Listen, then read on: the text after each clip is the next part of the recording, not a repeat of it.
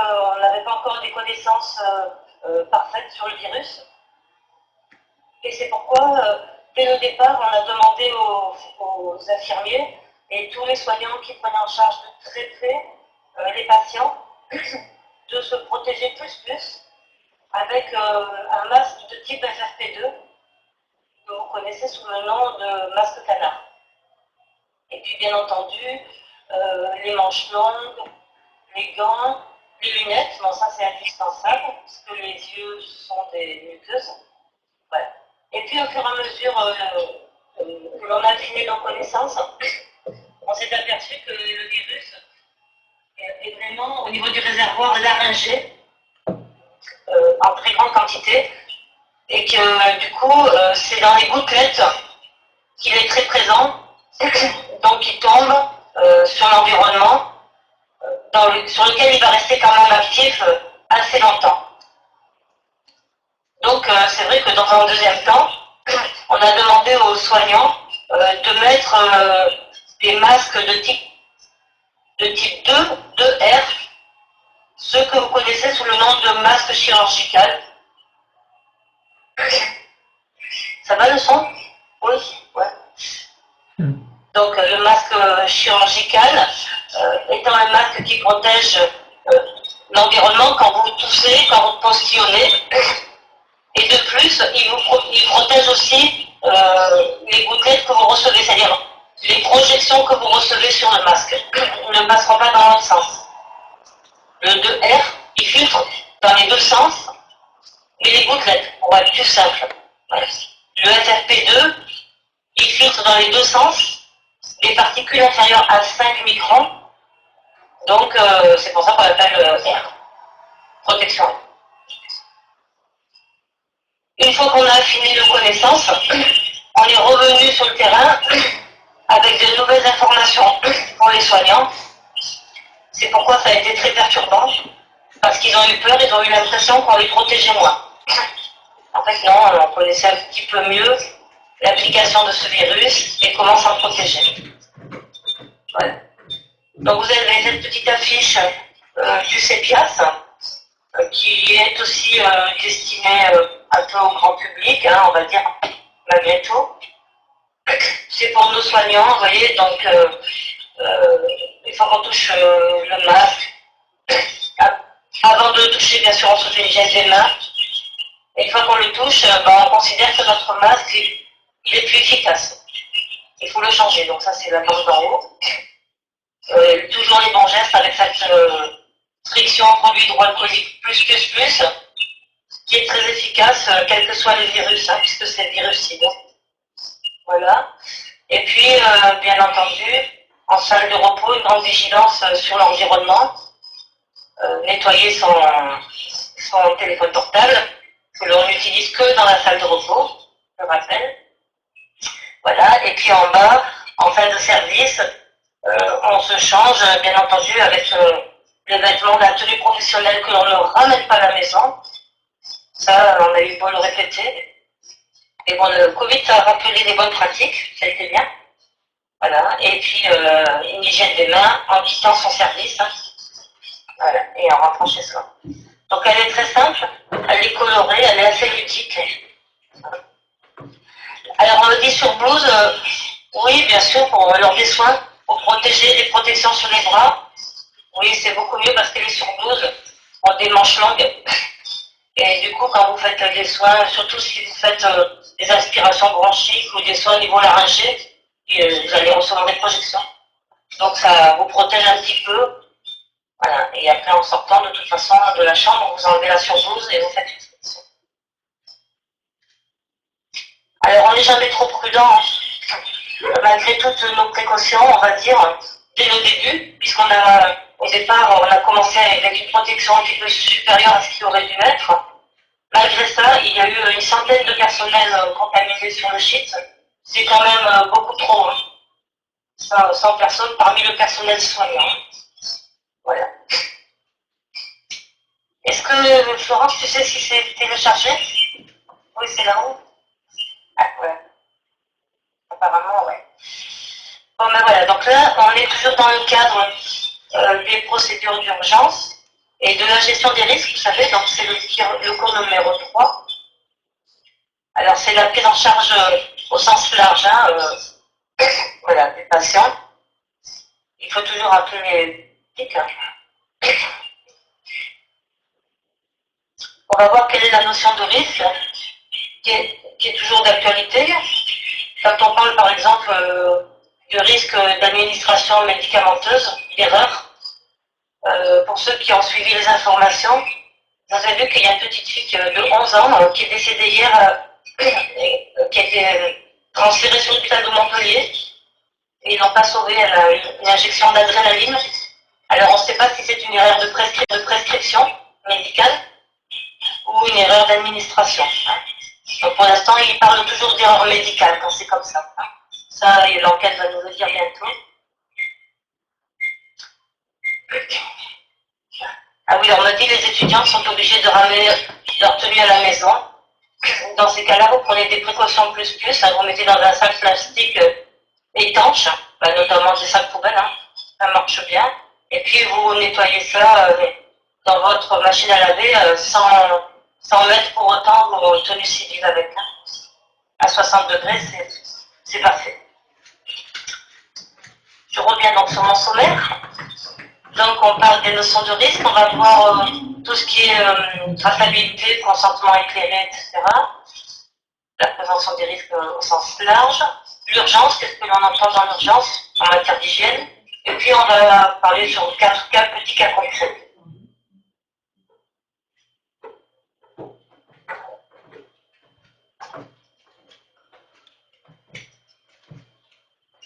Alors, le risque, je ne sais pas si vous l'avez déjà étudié avec la cellule qualité, s'ils sont venus vous voir. Donc, dans le langage courant, ça recouvre beaucoup de choses. Hein. Il y a des significations différentes. Par exemple, la première définition, possibilité ou probabilité d'un fait, donc c'est une supposition, hein, d'un événement considéré comme mal ou un dommage. Hein. Par exemple, les risques de guerre qui peuvent augmenter. Le fait de s'engager dans une action qui pourrait apporter un avantage, mais qui comporte éventuellement un danger. Avoir le goût du risque. Donc nous, on est quand même, vous allez voir, on est un peu dans ce cas-là. Ensuite, il y a le risque, ce qu'il faut savoir, c'est que ça fait partie de la vie, hein, bien entendu. Il est présent dans toutes nos activités. La prise de risque, elle est liée à la recherche d'un bénéfice par rapport à ce que l'on va faire, à l'activité réalisée. Le traitement, par exemple, le traitement d'une appendicite par appendicectomie, quand on vous enlève, hein, parce que ectomie, c'est quand on enlève quelque chose, quand on vous enlève l'appendicite, ça permet normalement, en principe, d'éviter une évolution plus grave vers une péritonite, hein, l'infection du péritoine, qui est mortelle. Hein. Donc, quand on a une appendicite qui démarre, il faut prendre un risque chirurgical et de ce fait un risque anesthésique aussi. Mais c'est important et c'est indispensable puisqu'on sait que derrière, si on ne le fait pas, ça va s'aggraver, il y aura une péritonite. Mais pour vous dire que le risque zéro n'existe pas.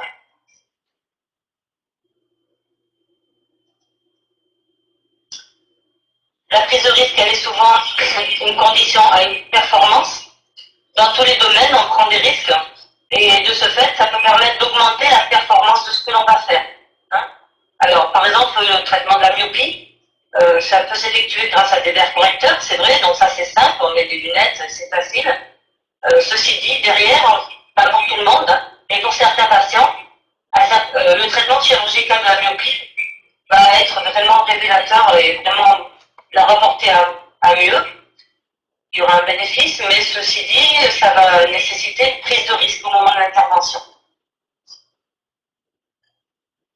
Donc ça se calcule toujours en amont. Une greffe de moelle osseuse en traitement d'une leucémie aiguë, bien entendu, ça augmente vos chances de guérison versus une chimiothérapie classique, mais ça augmente aussi les risques liés à l'importance et à la durée de l'aplasie. Donc en santé, la recherche d'un bénéfice à long terme rend souvent nécessaire une prise de risque à court terme. Hein. Ça, il faut bien le garder en tête.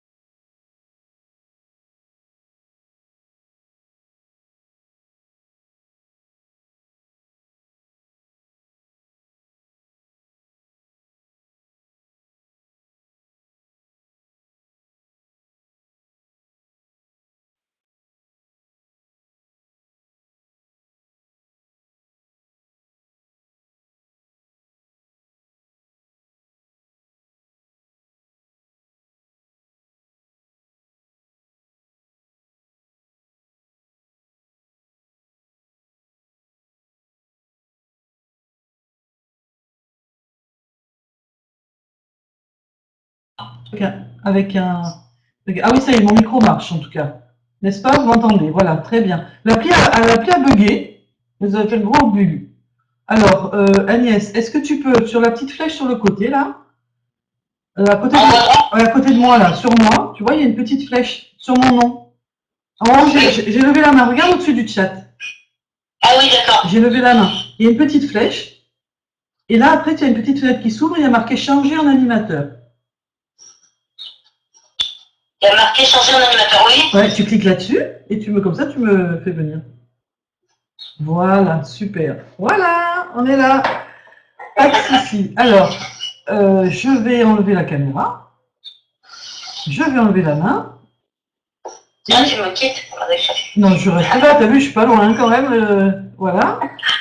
Et maintenant, je vais remettre le diaporama. Tu le vois, toi? Non, je vais remettre la présentation sur le côté pour que tu puisses la voir.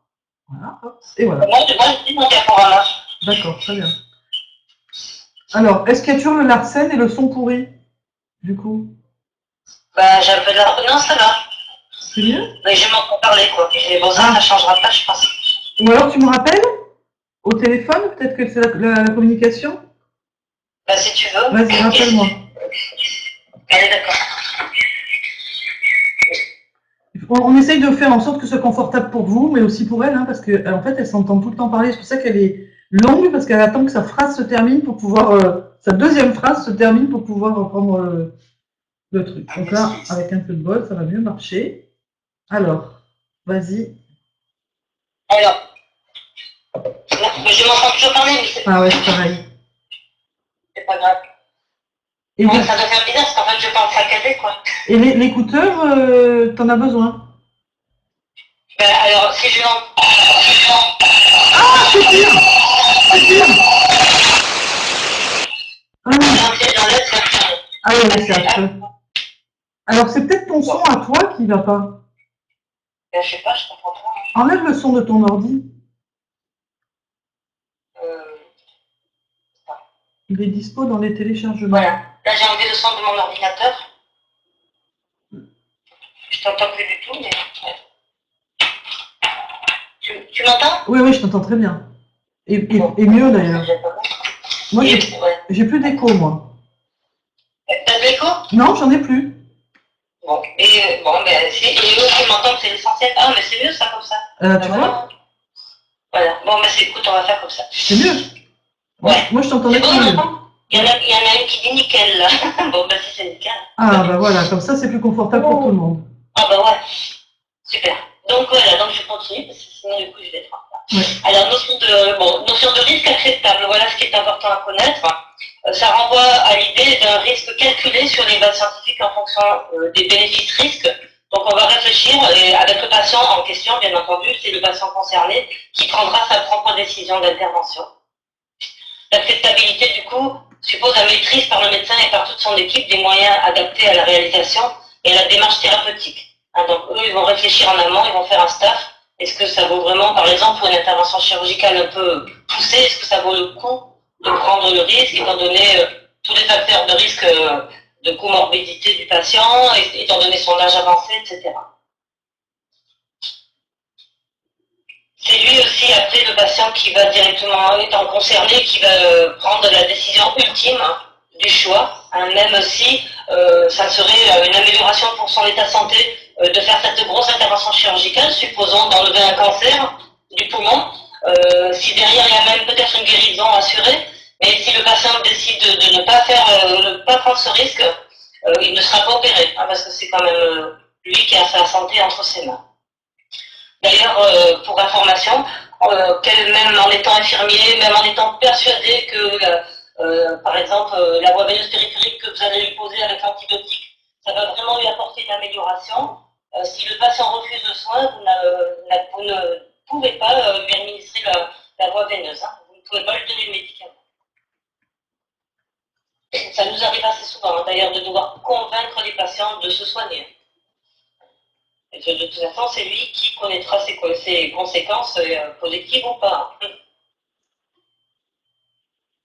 Il y en a qui n'ont plus d'écho, ben, tout va bien. Non, c'est moi. Voilà, c'est toi. Notion de risque acceptable. Donc ça remonte à 2002, vous voyez, ça c'est vieux. l'évolution, alors il y a marqué récente, mais c'est plus très récente, de la réglementation, a rappelé la nécessité d'informer de manière très approfondie le patient. C'est cette loi Kouchner que vous connaissez, je pense, hein, en l'avisant des bénéfices-risques. De toute façon, ils vont signer un consentement avant l'intervention chirurgicale et les différentes prises en charge d'ailleurs. Donc voilà, je vous ai mis là le consentement éclairé et accès au dossier médical, hein, la loi du 4 mars 2002, qu'il faut absolument connaître. Hein, ça, c'est indispensable quand on est un soignant.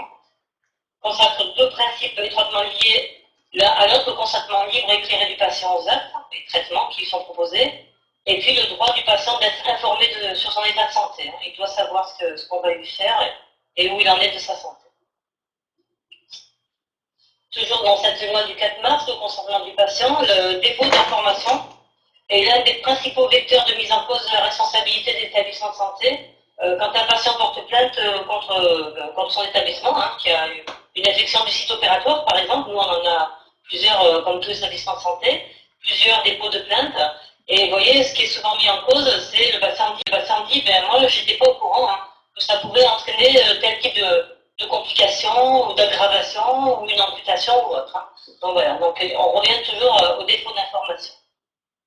Donc toute personne a le droit d'être informée de son état, bien entendu, sur les différents traitements, les actes, surtout les investigations qui sont proposées, sur leur utilité, à quoi ça sert, la nécessité ou l'urgence éventuelle. Il faut vraiment faire ça tout de suite ou est-ce que ça peut attendre, ça peut être différé. Les conséquences directes en cas de refus. Donc ça, il a le droit de refuser, mais il faut absolument qu'on lui explique ce qui est en cours derrière. Hein. Les risques fréquents ou graves, normalement prévisibles, parce que heureusement, il n'y a pas toujours des effets secondaires, mais ça peut arriver. Et puis, on doit l'avertir et le prévenir de l'existence d'alternatives. Quelles sont les autres façons de le soigner? L'information qui doit être délivrée aux mineurs, bon, ben, ça c'est évident, hein, aux majeurs sous tutelle. Il y a tous les patients qui sont mis sous curatelle, hein, doit être donnée au titulaire de l'autorité. Donc ça aussi, quand vous avez, bon ça vous le verrez, hein, surtout dans les services de chirurgie, vous le rencontrerez quasiment au quotidien, quand vous avez un mineur qui arrive par les urgences, accompagné par la grand-mère, par exemple, qui avait l'enfant en garde, ou qui que ce soit, on doit avoir l'autorisation de soins de la personne qui a l'autorité sur le mineur, donc c'est pas forcément les parents, surtout de plus en plus. Hein. Donc voilà, donc ça c'est très important. La première chose qu'on va vous demander quand un mineur arrive dans le service, vous avez l'autorisation de soins qui est signée, oui ou non? Donc ça, avant tout, bon, vous l'installez bien, l'enfant, bien sûr, vous le prenez en charge, vous le cadrez, comme on dit, mais surtout, vous courez vite après cette autorisation de soins, c'est très très important, parce que, sauf urgence vitale, mais on n'a pas le droit de passer au bloc tant qu'on n'a pas, hein. Ça c'est indispensable. Alors bon, heureusement maintenant on a les mails, hein, donc il n'y a pas de souci. Hein. Si les parents, par exemple, ne sont pas sur place parce que c'est la grand-mère hein, qui en avait la garde, c'est les vacances, les parents ils sont chez eux à Paris, et bien ils vous envoient l'autorisation de Noël signée par mail hein, ou par fax. Maintenant, dans tous les services de chirurgie ont un fax, justement, un peu pour ça. Mais donc ça c'est indispensable, c'est vraiment la priorité quand vous êtes dans un service comme ça. Vous voyez, c'est marqué aucun acte, ni même de traitement, hein. Vous ne pouvez même pas lui donner du dafalgan, hein. Vous n'avez le droit de rien faire, aucun soin, tant que vous n'avez pas cette autorisation. Ça ne peut pas être pratiqué sans le consentement. Autre décret, consentement du patient, donc celui-là, bon, ça passe très bien, consentement de la personne examinée ou soignée, bien entendu, parce que le malade en état d'exprimer sa volonté, parce que des fois il ne peut pas, hein, quand il arrive que ces accidents de la voie publique qui sont en trauma crânien ou dans le coma, hein, donc on n'a pas toujours, il ne peut pas toujours exprimer sa volonté de soin, donc là c'est encore plus compliqué. Voilà, si le malade est hors d'état d'exprimer sa volonté, donc là le médecin ne peut intervenir sans que la personne de confiance. Alors souvent quand c'est des adultes, c'est l'épouse, hein, ou bien quand il n'y a plus de femmes, ce sont les enfants qui donnent, c'est la personne de confiance qui va donner l'accord pour prolonger les soins ou pas, hein, quand, par exemple dans des cas graves, quand ils sont pris en charge en réanimation ou autre. Hein. Donc ça c'est déjà plus compliqué. Après, ce sont des services qui ont l'habitude de ce genre de situation. Caractère de consentement, donc le fait que le code de la santé publique, hein, le consentement doit être libre et éclairé, le patient doit formuler son consentement après avoir reçu de la part du médecin une information bien claire et compréhensible. Bon, encore faut-il que le patient soit conscient, ce ne soit pas un patient psychiatrique par exemple, ça aussi, c'est souvent compliqué. Voilà, et puis après, nous avons tout ça aussi, les patients qui ne maîtrisent pas la langue, on en a de plus en plus. Donc, bon, pour l'information dans les établissements publics, en tout cas les hôpitaux, on a sur place un panel très très large d'ailleurs de traducteurs. Donc, par exemple, vous êtes tchèque ou bosniaque ou grec, vous pratiquez couramment cette langue, et c'est presque de votre devoir, on va dire, de vous inscrire sur la liste des traducteurs de l'hôpital. Et du coup, ils mettront votre téléphone sur la page intranet de l'hôpital. Et vous êtes susceptible d'être appelé à tout moment, ça c'est vrai, pour pouvoir arriver. C'est souvent aux urgences. Des fois, on a des migrants, des choses comme ça. Ils ne parlent pas un mot de français. C'est super compliqué. Donc voilà. Et donc, il est vrai qu'on a même des médecins qui parlent jusqu'à 5 langues. On en a quelques-uns sur l'hôpital. Bon, pour nous, c'est des ressources très très précieuses. On a des personnes qui font le langage des signes aussi, c'est pareil. Alors ça aussi, c'est très précieux. Ça va, vous n'avez pas de questions? J'ai du mal à suivre vos commentaires en même temps que non, mais je suis, moi, t'inquiète. C'est vrai? Ouais, d'accord. Alors, excuse-moi, quand même, juste une petite question. Tu as insisté particulièrement sur quoi? Sur la loi Kouchner, là? Sur le consentement, c'est ça? Oui, le consentement éclairé de la personne. Et en attendant, la volonté du soin. C'est-à-dire qu'il a le droit de refuser le soin. Hein, donc ça, c'est super important. Okay. Déjà, il faut l'informer de ce que l'on va faire. Quand on va le prendre en charge, qu'on va lui administrer, quel que soit le médicament, bien entendu, quel que soit le soin. Donc on doit lui dire ce qu'on fait. Hein, donc c'est ça, le Kouchner, hein, c'est informer son patient de ce qu'on va lui faire. Et puis il a le droit de refuser. Et ça, c'est encore il n'y a pas longtemps, on nous a demandé, les infirmiers nous ont posé la question. Il veut pas qu'on dise, oui, mais je dis, vous ne pouvez pas l'obliger. Il ne veut pas qu'on lui fasse, par exemple, un écouvillonnage rectal à la recherche d'une bactérie hautement résistante. Eh bien, c'est son droit. J'ai dit, oui, c'est son droit. Seulement, derrière, ça va engendrer des complications pour lui parce qu'il va être pris en charge comme un patient porteur de la BHRE. Vous voyez? Voilà. Alors que là, si on lui fait le prélèvement et qu'au bout de 3, il est négatif, on le sort du système et on le considère comme non porteur et non contact. Voilà. Mais c'est arrivé des patients qui étaient plus que suspects parce qu'ils ont été pris en charge en même temps qu'un autre patient contact ou porteur. Donc, des patients ont refusé l'écouvillonnage parce que c'est vrai que c'est invasif, c'est perturbant, hein, c'est compliqué à leur faire admettre. Et bien dans ces cas-là, ils ont droit. Mais après, on les garde en précaution complémentaire, on les garde en chambre au sol, donc après c'est compliqué. Donc voilà, on me pose toujours la question, hein. Et c'est souvent les jeunes, hein, c'est pas les plus anciens, qui nous appellent, ils me disent, ah, je sais pas comment je vais faire, je vais aller lui expliquer, moi, si vous voulez. Des fois, ça passe, hein, et pas toujours. Et bon, ils ont le droit de refuser des soins. Bah oui, normal. Et oui, ouais, mais ça perturbe hein, pour les infirmiers. Ah, c'est dur à accepter, oui, c'est vrai. Non, c'est perturbant. Donc voilà, bon, les patients mineurs, donc ça aussi, c'est très compliqué. L'autorisation d'opérer. Donc je vous ai mis tout le détail, je ne vais pas tout vous détailler. Hein. Vous le lirez tranquillement, c'est plus pour votre info personnelle. Hein. Bon, bien sûr qu'il y a des soins obligatoires, les soins courants, les soins habituels chez l'enfant, tout ça, hein, chez les mineurs, ce qu'on appelle des soins usuels, mais malgré tout, quel que soit le soin, hein, de toute façon, il faut l'autorisation de soins à partir du moment où vous mettez un pied dans l'établissement. Dès que vous arrivez aux urgences, déjà dans les urgences, de toute façon, ce sont souvent des urgences hein, qui nous appellent quand on est des cas de garde, hein, parce que justement, ils n'arrivent pas à avoir cette autorisation, c'est très compliqué. Bon, des fois, il faut vraiment se démener pour l'avoir, c'est indispensable. Et puis après, quand c'est vraiment de l'urgence vitale, ça arrive aussi, ils partent au bloc, hein, et là, c'est le chirurgien et l'anesthésiste qui prend la responsabilité. Hein. Des fois, ils n'ont pas le choix. En attendant.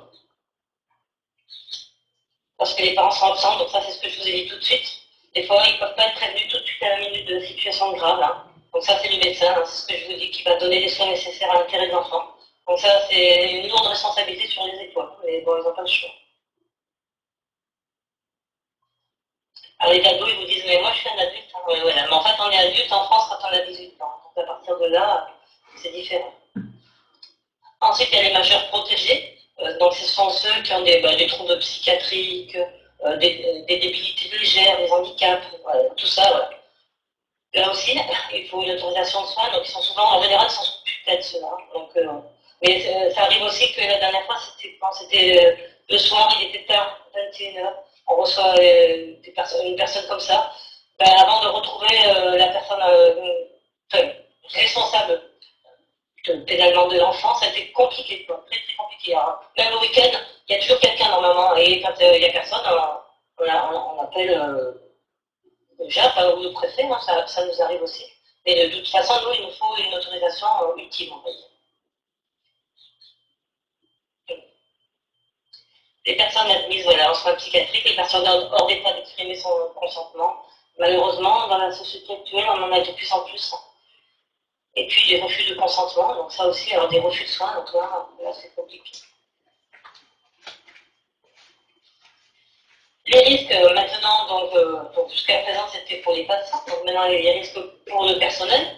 On est sur un autre registre, mais on parle toujours du risque, des risques professionnels liés aux conditions de travail. Donc là, pour poser sur les salariés la menace d'une altération de leur santé.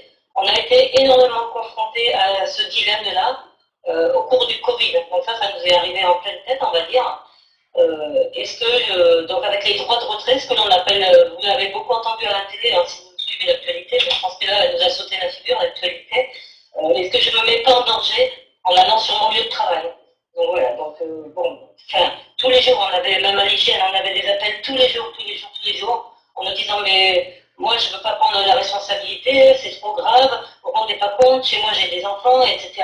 Et je vais ramener le Covid chez moi, etc., etc. Bon, donc, on les entend, mais on leur dit attention, si vous avez peur du microbe, parce que c'est ça, c'est un virus, c'est un micro-organisme, si vous avez peur d'un micro-organisme, eh ben, il ne faut pas faire ce métier-là, parce que malheureusement, tous les jours, vous allez être confrontés à ça. Bon, aujourd'hui, on sait qu'il est là, il y a le Covid, on l'a identifié, on a mis un nom dessus, mais demain, on ne mettra pas un nom forcément dessus, on ne saura pas qu'il est là, il y aura un autre virus, peut-être plus grave. Tu sais, on a des étudiants qui ont faim d'avoir des signes de Covid pour pas aller en stage. Hein. Ça présage de l'avenir.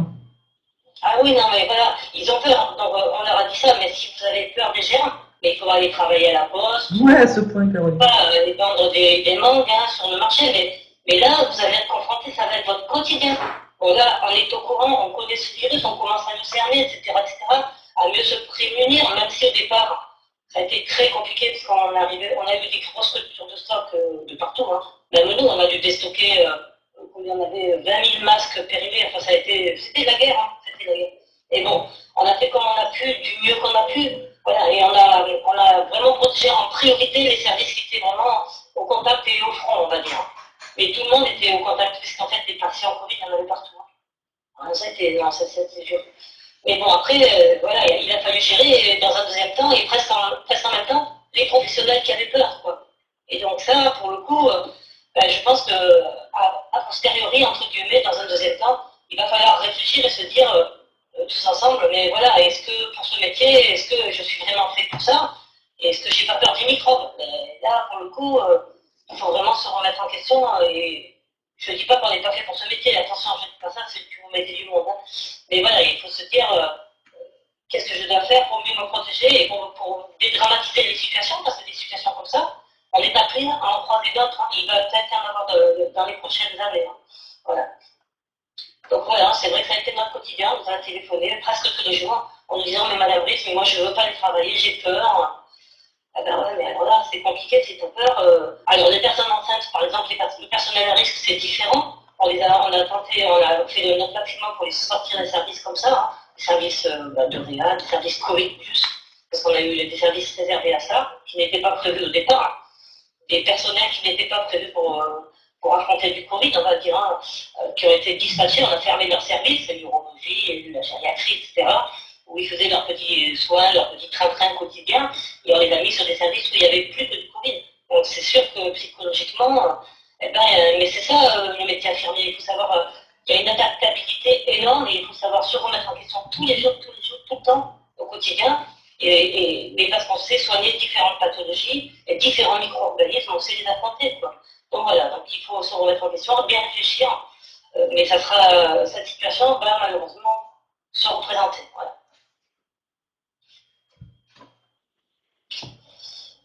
Donc je disais, les risques professionnels, oui voilà, ça c'est sûr qu'on a été en face de ça tout de suite, ça nous est arrivé en pleine face, et il y a eu des comités, donc CHSCT, comité d'hygiène et de sécurité de l'établissement, où c'est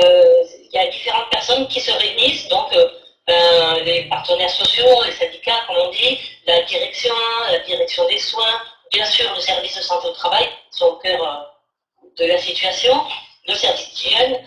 Voilà, on est plusieurs, on est nombreux, et on se réunit et on voit comment on peut protéger au mieux notre personnel, sortir de là le personnel trop à risque, hein, donc les immunodéprimés, parce qu'on en a aussi des personnes qui sont immunodéprimées chez nous, qui travaillent quand même, voilà, mais malgré tout, on ne peut pas les mettre trop en danger. Voilà, donc ça a été très compliqué.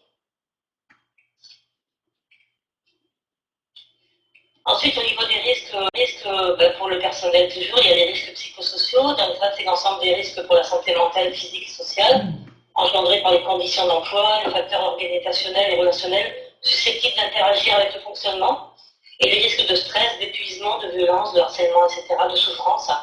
Bon, au sein des établissements, on a ce que l'on appelle une psychologue professionnelle qui est réservée aux professionnels de santé et aux professionnels en général d'ailleurs, à tous les professionnels du CHITS.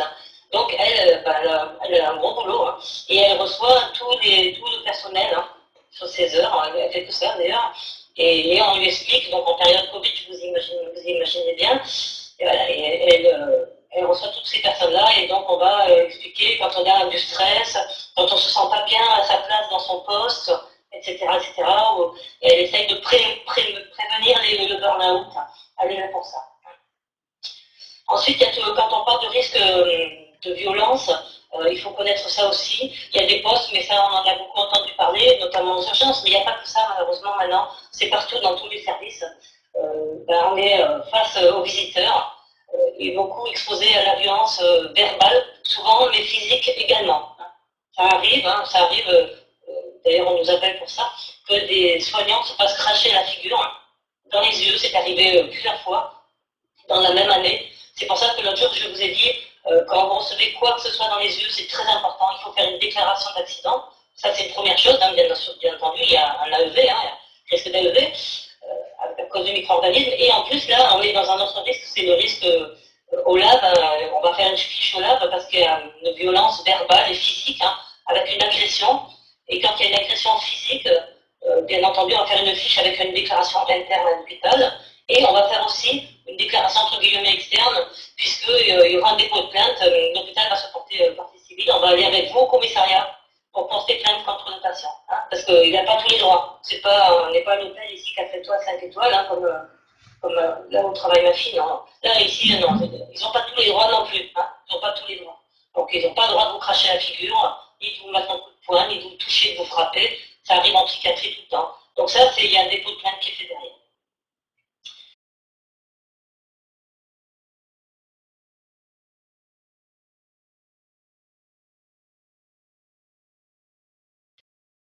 Ça va?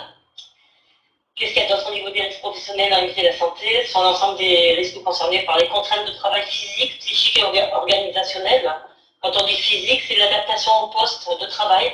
Donc ça, c'est plus le service de santé au travail qui va voir si, par exemple, dans votre poste, il y a il peut y avoir des contraintes phoniques, par exemple, comme le service de stérilisation. J'ai travaillé longtemps d'ailleurs, il y avait des autoclaves, des stérilisateurs qui étaient très très bruyants. Donc là, pour le coup, il y avait une pollution sonore. Hein. Donc on nous demandait de porter des oreillettes, là, des petits systèmes dans les oreilles pour se protéger nos tympans. Donc ça, c'est un risque physique hein, direct. Des fois, quand c'est trop important, mais il y a aussi des risques d'orso lombaire, puisqu'on porte de lourdes charges. Quand c'est trop important pour les personnes, on les change carrément de poste.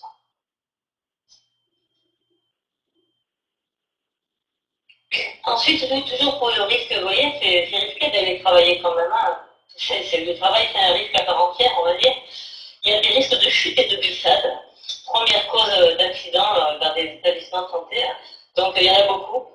C'est pourquoi nous, on nettoie les sols avec de la microfibre et de l'eau, mais c'est surtout la microfibre qui nettoie. Pourquoi? Parce qu'en fait, ça dépose très peu d'eau par terre.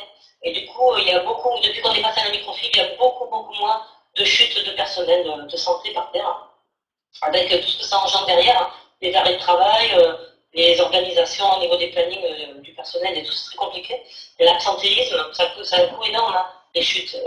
Voilà, donc le fait d'avoir changé notre méthode de nettoyage des sols, ça a beaucoup diminué nos chutes de professionnels.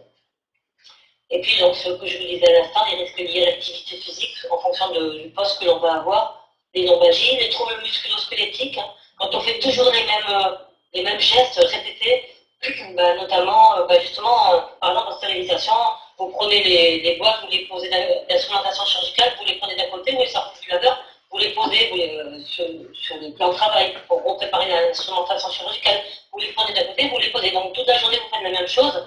Et bien, ça engendre un canal carpien, par exemple, parce que donc on a beaucoup de personnes qui sont opérées du canal carpien, dans ce service-là en particulier, et du coup, c'est pris en charge comme maladie professionnelle. Des hernies discales. On a même une personne qui a fait une hernie discale paralysante. Et ça, ça a été pris en compte comme arrêt d'accident de travail et maladie professionnelle à part entière. Donc, d'ailleurs, elle ne peut plus travailler, enfin, l'invalidité. Et donc, on a beaucoup de troubles musculo-squelettiques de cet ordre-là dans certains services quand il y a des grosses charges à porter. Même au bloc, il ne faut pas croire, au bloc, on a les brancardiers qui ne rentrent pas dans le bloc opératoire. Hein, et quand on est infirmier de bloc, on brancarde beaucoup, hein, puisque les patients qui sont en sucré, hein, qui sont prémédiqués, ils arrivent sur des brancards, vous les passez du brancard sur la table d'opération, ensuite vous les repassez de la table d'intervention chirurgicale dans leur lit. Enfin bon, vous les brancardez plusieurs fois par jour pour la même personne, et à la fin de la journée, sur plusieurs interventions, vous avez mobilisé plusieurs tonnes. Hein. Donc voilà. Tous vos contacts avec le liquide biologique. Donc ça, c'est très simple. La première façon de se prémunir, c'est directement confronter à ça, hein, parce que c'est tout ce qui est lié à tous vos contacts avec le liquide biologique. Donc ça, c'est très simple. La première façon de se prémunir, c'est précaution standard, hein, avec les gants quand on va toucher le liquide biologique. Et puis même les lunettes, hein, s'il y a un risque de projection, on n'hésite pas à protéger ses yeux, c'est très important. Et tous les risques liés aux soins d'hygiène, quand on va faire des aspirations d'endotrachéales, des clappings, des choses comme ça, des soins sur les canules de trachéotomie, tout ça. Ensuite, les risques infectieux quand on va s'occuper aussi du linge, le linge souillé dans tous ces postes, dans la blanchisserie interhospitalière, hein, c'est pareil, ou tout le service logistique qui est confronté, bien entendu, au circuit du linge souillé, et puis au circuit des déchets. Avec les risques d'AEV, d'accident d'exposition au virus que ça engendre. Je ne sais plus si je vous en ai parlé l'autre jour, parce que je ne sais plus qui je le dis. Un AEV qu'on a eu sur un agent de la logistique il y a quelques temps, hein, déjà, il s'est piqué le mollet en sortant une poubelle noire, donc un DAS, comme on dit, un déchet d'activité de soins, dans lequel il n'y aurait jamais dû se trouver une aiguille, bien entendu. Voilà.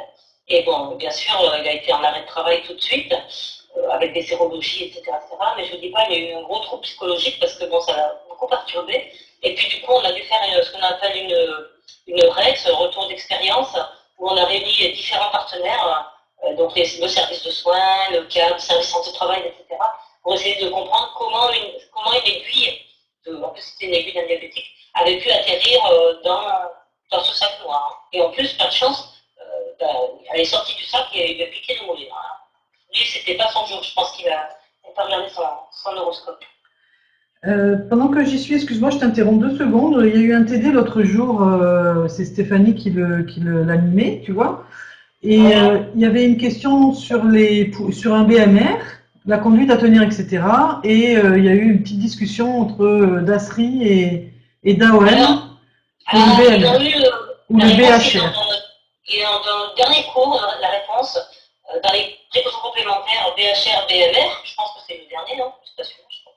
Non, c'est le dernier cours, et c'est marqué. Je vous ai même mis à droite, c'est un petit bible verte, vous savez, recommandation BMR, BHR, que vous pouvez télécharger de votre ordinateur sur Google. Elle est ouverte à tout le monde, hein, c'est le ministère de la Santé hein, qui la publie. Et dedans, les recommandations BMR, BHR sont bien claires, c'est savoir.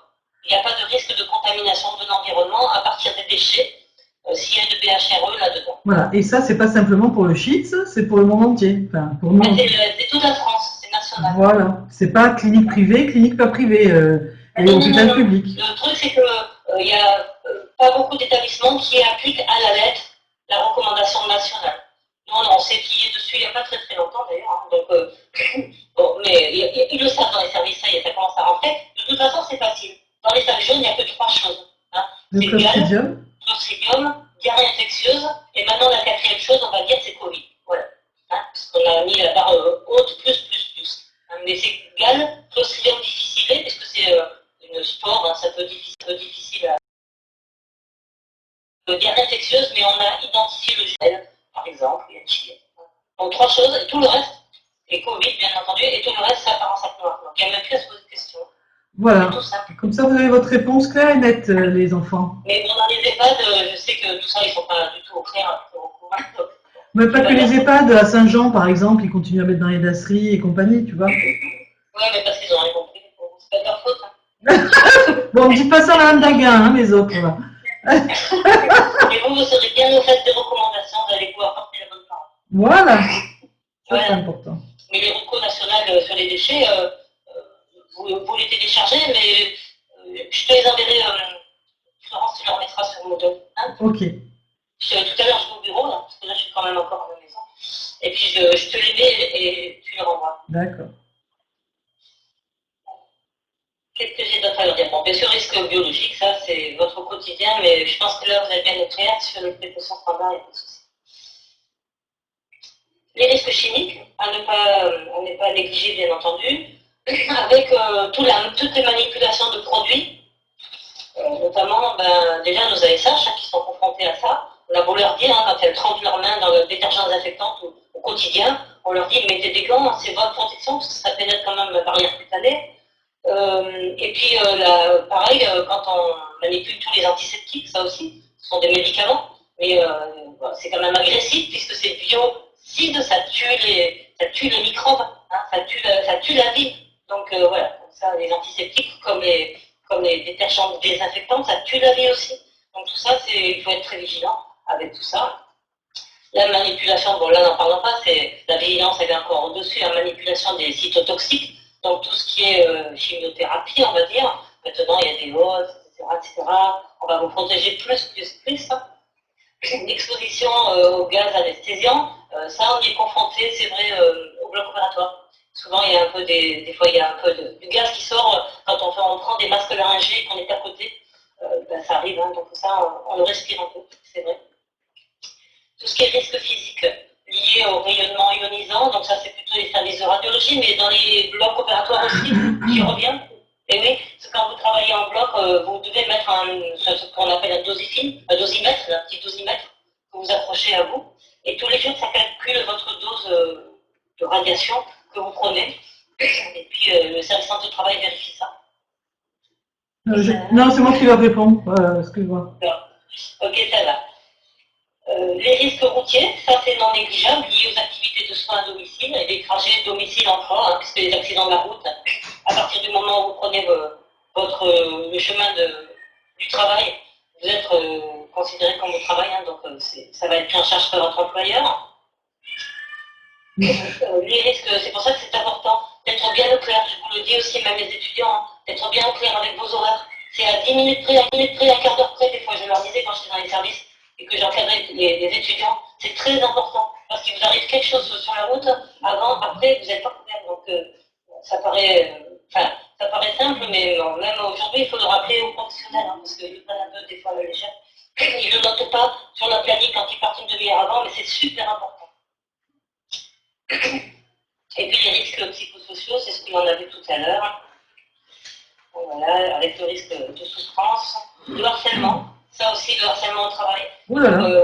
Tout de suite le signaler, même si on ne sait pas des fois ce que c'est parce que c'est insidieux, c'est le harcèlement. On ne comprend pas toujours au début que c'est du harcèlement. Oui. Mais il faut en parler aux collègues de travail, il faut en parler à une bonne amie, à quelqu'un de confiance, qui elle, de l'extérieur, avec un œil neuf, vous dira non mais ça, c'est du harcèlement, il faut que tu le signales. Ouais, mais quand ça rester avec des interrogations. Quand ce sont les chefs qui harcèlent, c'est compliqué aussi, hein.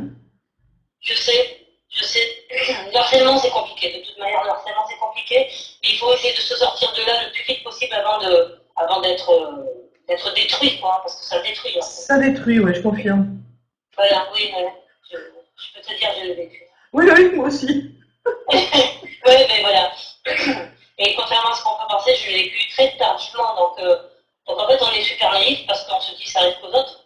Ça m'est jamais arrivé. Et puis en fin de compte, ça vous arrive quand vous attendez le moins possible. Voilà. prévention des infections, donc associée aux soins, qui s'inscrit dans une démarche globale de la qualité des soins. Donc on est toujours quand même dans la gestion du risque infectieux. Hein. On colle bien à votre programme. Pour cela, le soignant il doit évaluer le risque à mettre en place et mettre en place toutes les mesures préventives adaptées pour assurer les soins infirmiers de qualité, c'est-à-dire, je vous le traduis, faire prendre le moins de risques possible à votre patient quand vous allez devoir lui faire un soin, parce que ce soin, de toute façon, vous allez devoir le faire. Par exemple, poser une voie veineuse, une voie sous-cutanée, donc une perfusion en sous-cute, pour hydrater une personne. Ça se fait de plus en plus. C'est très très très en vogue dans les EHPAD. Donc ils branchent ça à gogo à la chaîne le soir. Ils mettent même 10 à 15 perfusions à l'avance qu'ils préparent en soins. Des lits, comment on dit, à la chaîne. Et ils vont faire toute leur tournée du soir, les équipes de nuit, et poser toute leur perso-cute toute la nuit. Toute la nuit, ils vont diffuser ce produit en sous-cutané. Hein, c'est étrange, mais c'est comme ça, pour hydrater les patients. Et le matin, ils vont débrancher les patients. Et donc, dans le mental des infirmiers, hein, je vous parle des infirmiers, ils ont l'impression que, bon, comme c'est du sous-cut, c'est ça, on enlève le drap, on dit bonjour, et on pose la sous-cutanée comme ça, on ne fait pas d'antiseptique de la peau. Or, il y a des germes, c'est normal, hein, sur la peau et de partout, dans l'environnement, et du coup, il y a des risques d'infection et d'abcès sous-cutané, et nous, on a eu une épidémie d'abcès sous-cutané dans un service d'EHPAD. Donc c'est vraiment du réel, hein, au GITS, et c'est comme ça qu'on a été alertés. On s'est dit, mais qu'est-ce qui se passe dans ce service, tous ces abcès sous-cutanés, et en faisant ce qu'on appelle une investigation, une recherche, hein, sur les soins infirmiers, on s'est rendu compte que, en fait, les sous-cutanés étaient posés sans antisepsie. Voilà. Donc, nous, on est là pour ça, hein, c'est notre rôle. Sinon, on serait un peu au chômage, hein, mais je crois que c'est pas pour demain le pôle emploi pour les hygiénistes. Hein, parce que tout d'un coup, tout le monde s'est rendu compte qu'on avait des hygiénistes à l'hôpital, c'est bon, c'est bizarre. Voilà. Et donc, du coup, voilà, on est revenu sur le terrain et rappelé les bonnes pratiques de pose de perfusion, qu'elles soient sous-cutanées, voie veineuse périphérique ou autre. Ça reste un geste invasif. Donc ça, il ne faut pas le perdre de vue.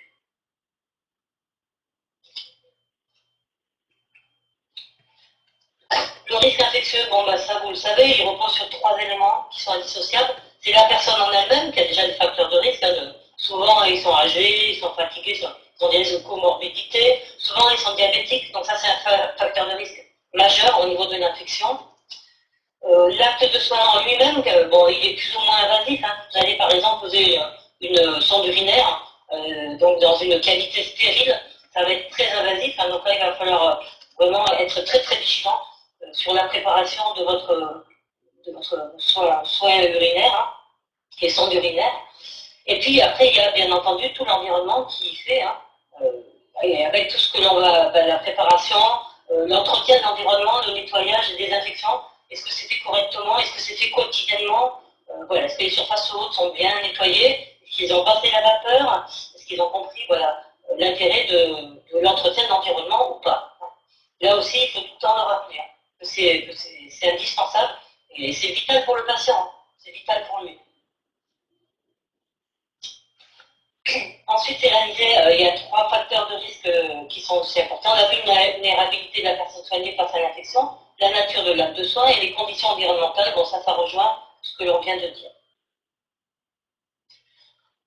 La prévention des risques liés à l'état de la personne, donc en l'absence d'informations sur la personne, et en cas d'urgence, bien entendu, de toute façon, quand vous ne savez pas trop, c'est un SDF, une personne qui a été en charge un peu, qui arrive des urgences, qui a transité, qui est passée direct chez vous, on n'a pas d'informations sur elle, on ne sait rien. De toute façon, vous allez prendre les précautions standards. Si vraiment vous faites un soin, c'est sur sa peau et que vous voyez que sa peau, elle n'est pas nette du tout, il y a des plaques un peu bizarres, etc.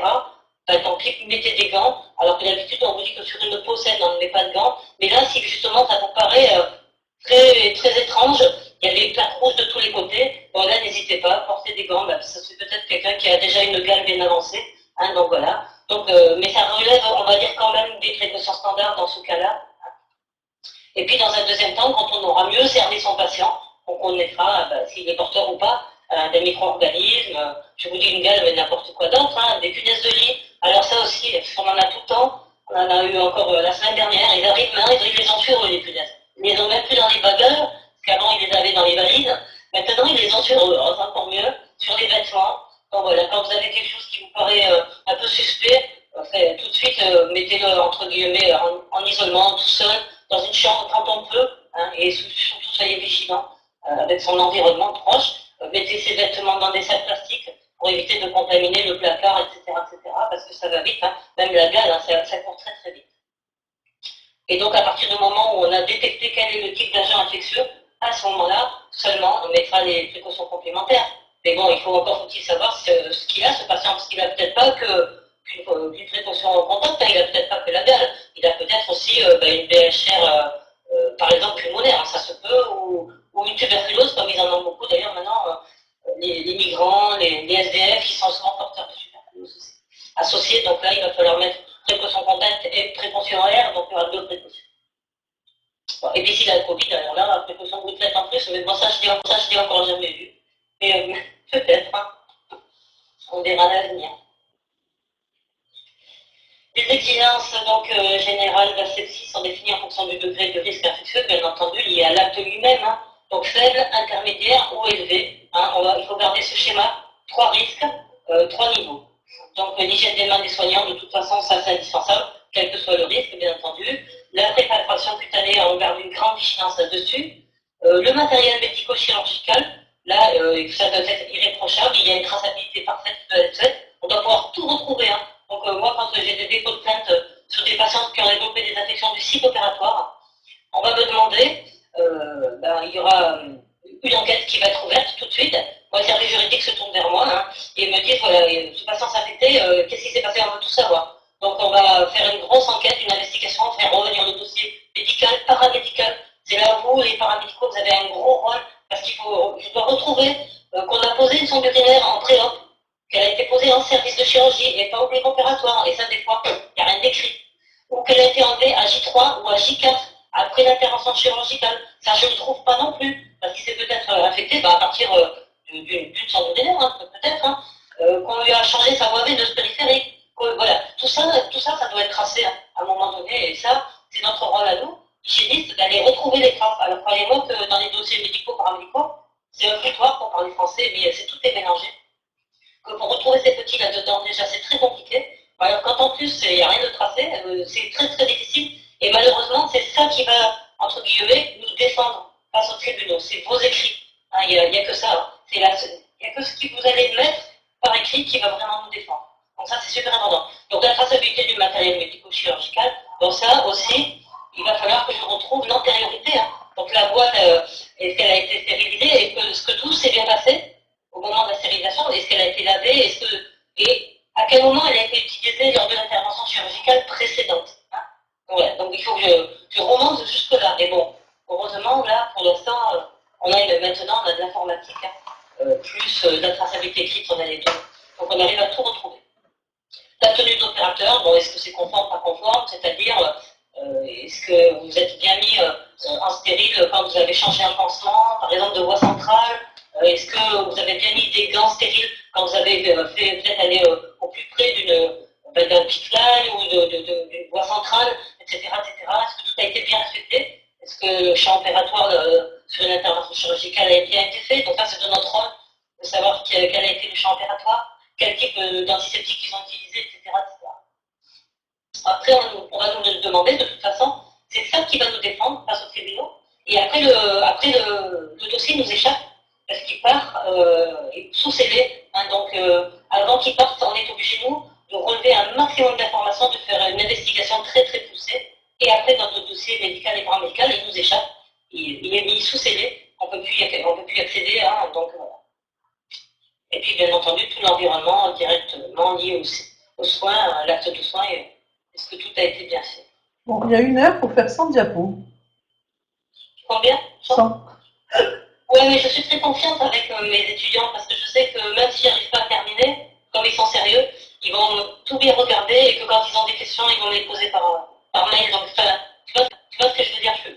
Je suis pas stressée pour ça. Non, c'est vrai, ils sont très matures, nos petits étudiants, donc voilà, c'est des semi-professionnels, on va dire.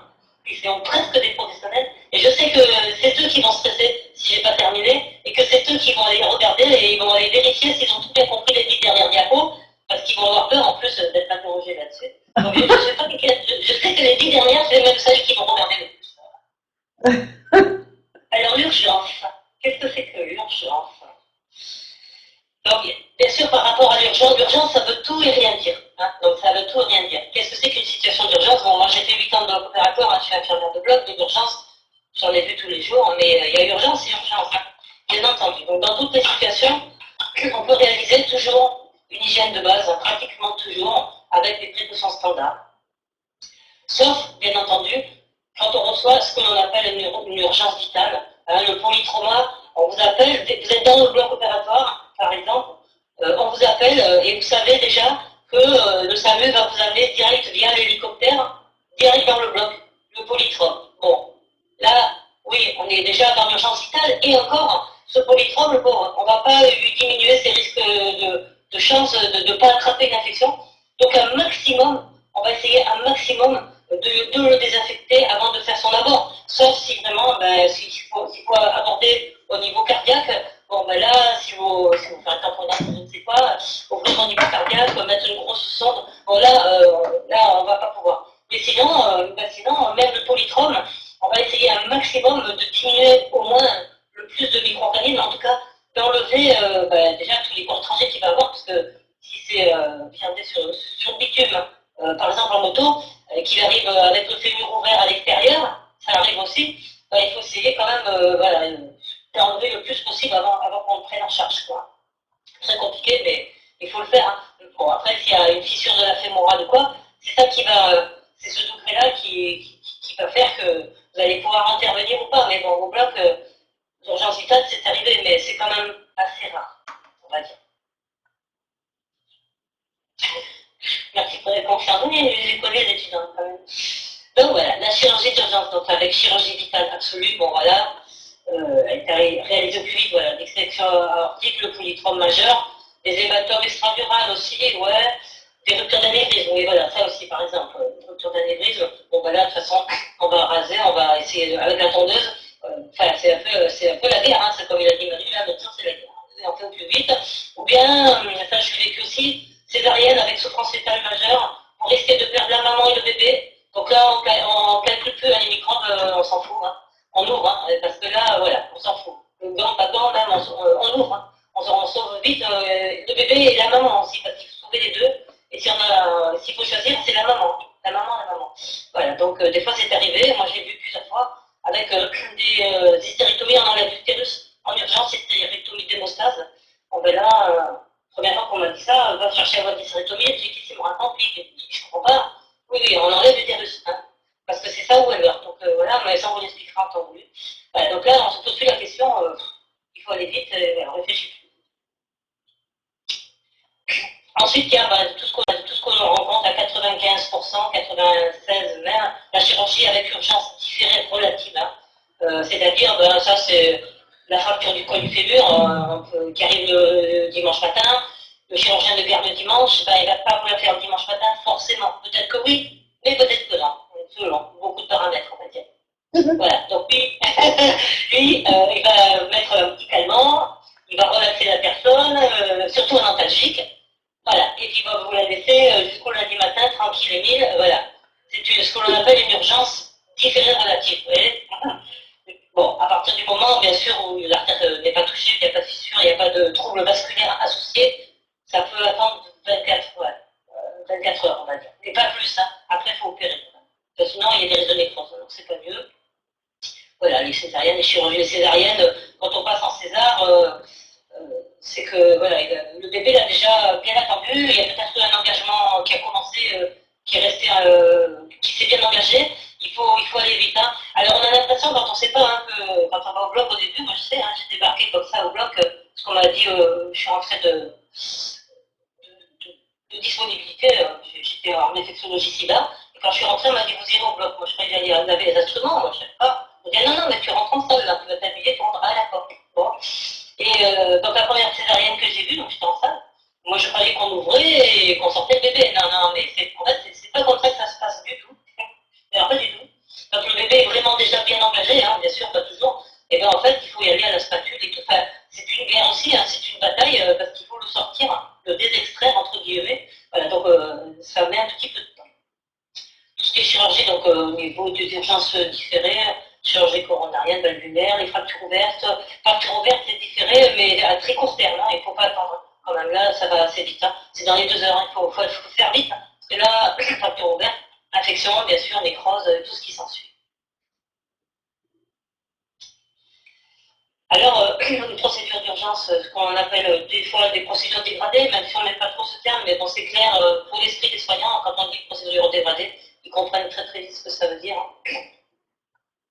C'est qu'il y a une impossibilité de respecter les protocoles, il faut faire assez vite, hein, parce que là, pour le coup, le pronostic vital peut être engagé. C'est des fractures ouvertes, un pronostic vital, il peut, en tout cas vital du membre, il peut être engagé.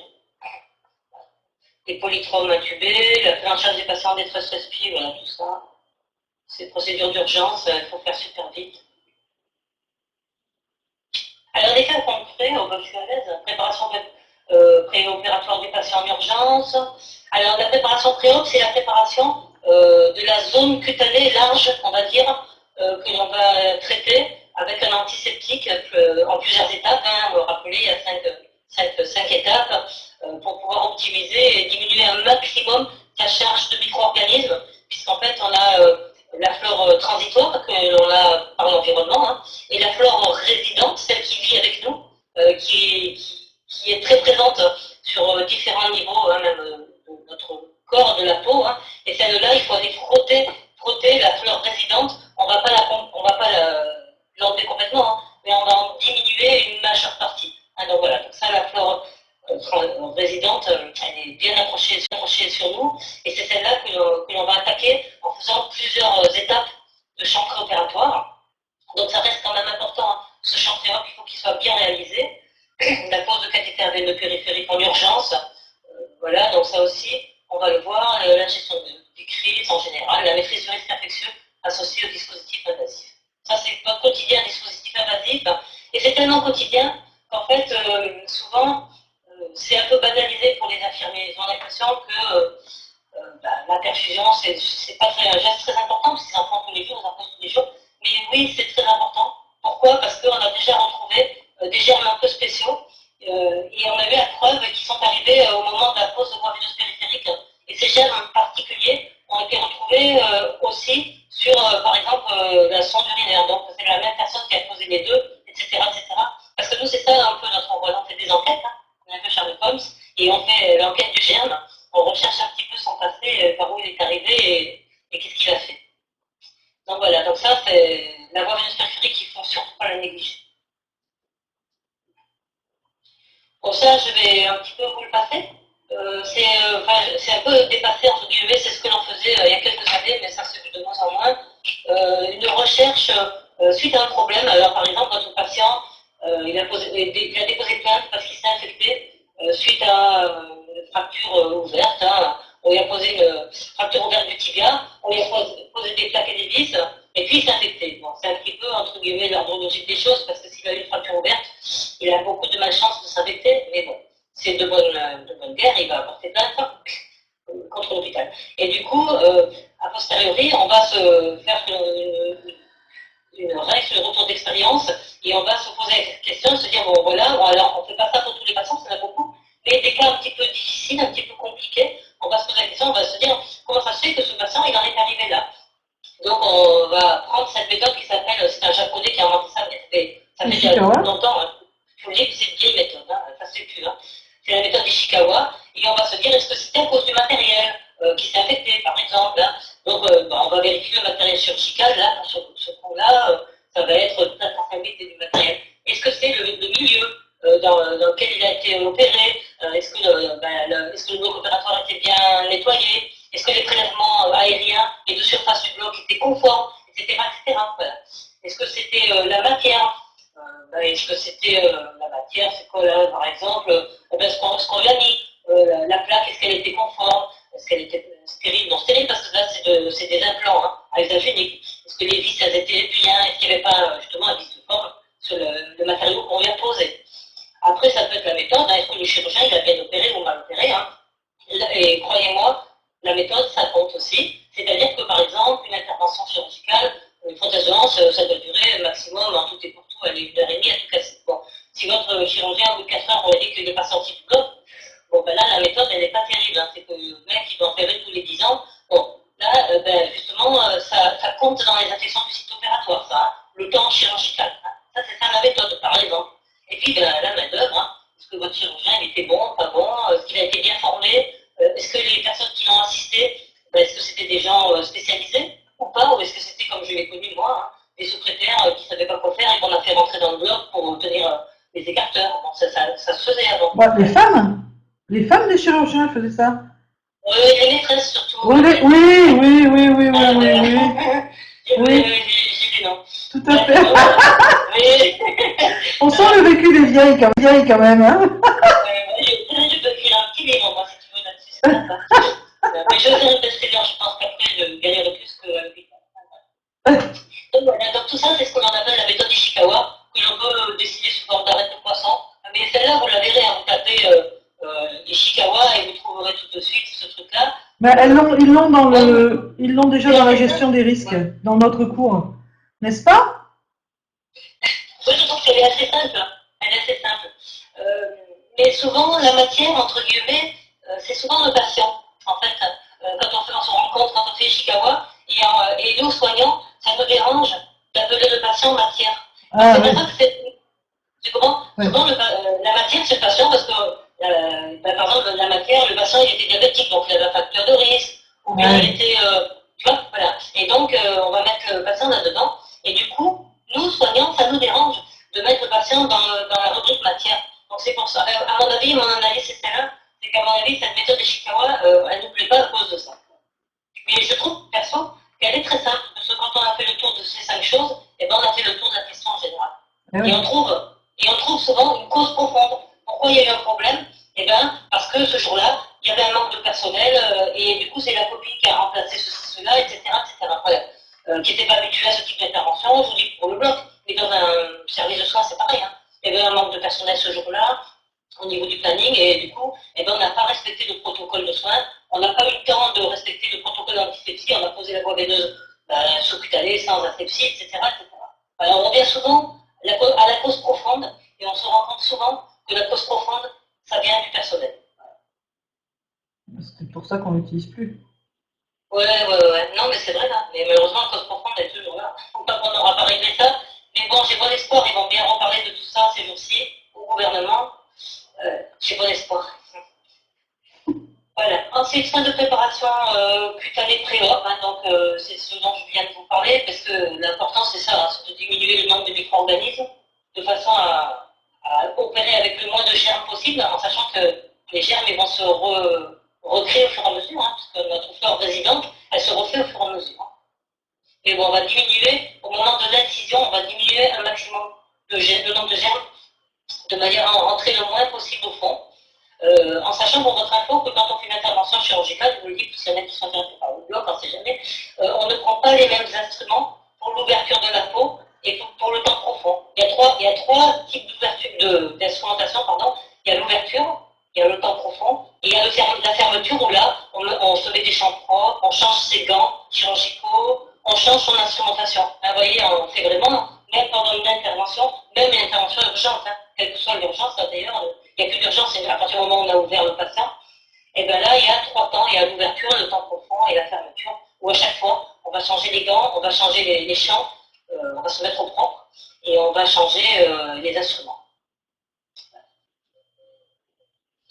La méthode, vous voyez, ça c'est la méthode Ishikawa qui est reprise au fur et à mesure, hein, les circuits de mise en situation, la formation du personnel aussi, ça c'est important. Quand il y a une infection du site opératoire, on nous demande à nous de vérifier si les agents ont tous bien été formés, à quand remonte leur dernière formation, sur tel type de chirurgie, sur tel type d'intervention, etc. Et quand il y a une infection dans un service de soins, de chirurgie, on nous demande, à nous, équipe d'hygiène, de nous renseigner pour savoir quel était le cursus des formations au niveau des infirmiers, où ils en sont, est-ce qu'ils sont à jour, etc. etc. C'est vachement important.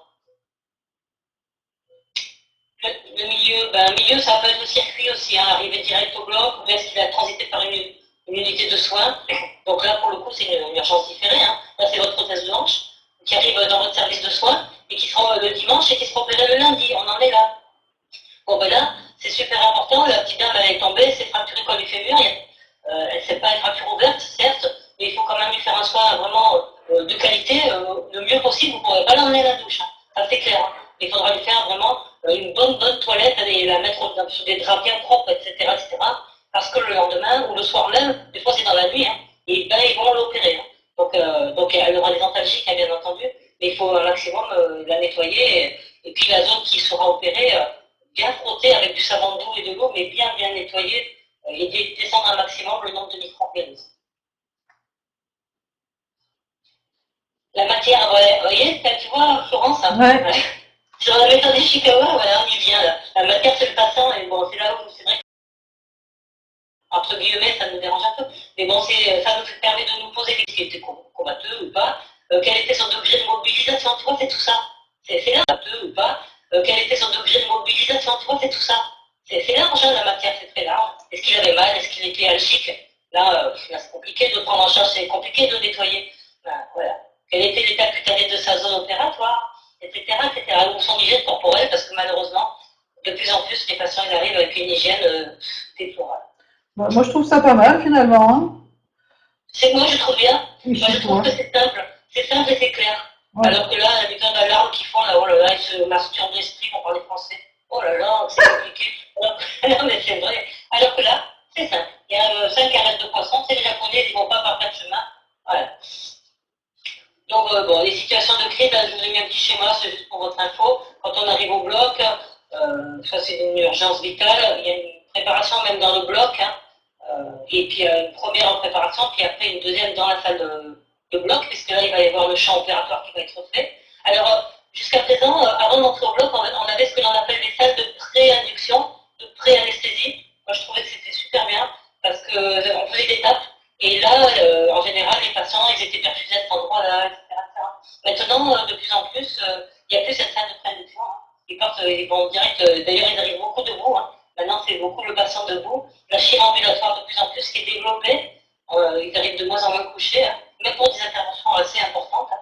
Parce que, paraîtrait-il que ça les déstresse. Bon. Alors, ça a du bon et du moins bon, parce que ça permet quand même moins bien de les préparer au niveau de l'hygiène. Quand ils arrivent debout, ils transpirent un peu, et enfin, c'est pas terrible, moi je trouve que c'est pas terrible, mais bon, du coup on a de moins en moins de salles de préparation juste avant la salle de bloc. Voilà, les unités de soins, la salle de préparation au bloc, et puis après dans la salle de bloc, vous voyez, la préparation cutanée, en fait, elle peut être faite à différents moments. Hein, c'est pour ça que je vous ai mis ça. À différents moments, on peut faire la préparation, mais il ne faut surtout pas la négliger. Hein. C'est pas parce qu'il arrive en urgence, c'est qu'on va, au contraire, hein, si on va l'opérer, il faut tout de suite se mettre en tête et se dire, ah, mais mon patient, comment il est? Est-ce qu'il est propre? L'ombilique, là, est-ce que c'est propre, là? Parce que c'est souvent très porteur de germes. Est-ce qu'il n'a pas un piercing caché là-dedans? Parce qu'il faut aller les chercher, les piercings. Hein. Oh. Et je vous en passe. Hein. Et je vous en passe. Ouais, passe. Et ça, c'est vraiment du reproche infirmier, parce qu'il y a un infirmier qui m'a regardé il y a pas longtemps, un jeune, droit dans les yeux, et qui m'a dit non, ça c'est l'aide-soignante qui fait la préparation. Je lui ai dit non, je suis désolée. Elle fait la préparation du patient. Oui, elle va faire la douche opératoire, elle va le laver, sous ta responsabilité, sous votre responsabilité. C'est vous qui êtes garant de la sécurité du patient et de la propreté du patient, c'est pas elle. Elle va faire son soin de nursing. Voilà, c'est tout ce qu'on lui a demandé. Elle répond au protocole. Mais c'est vous qui êtes garant de ce qu'elle a fait.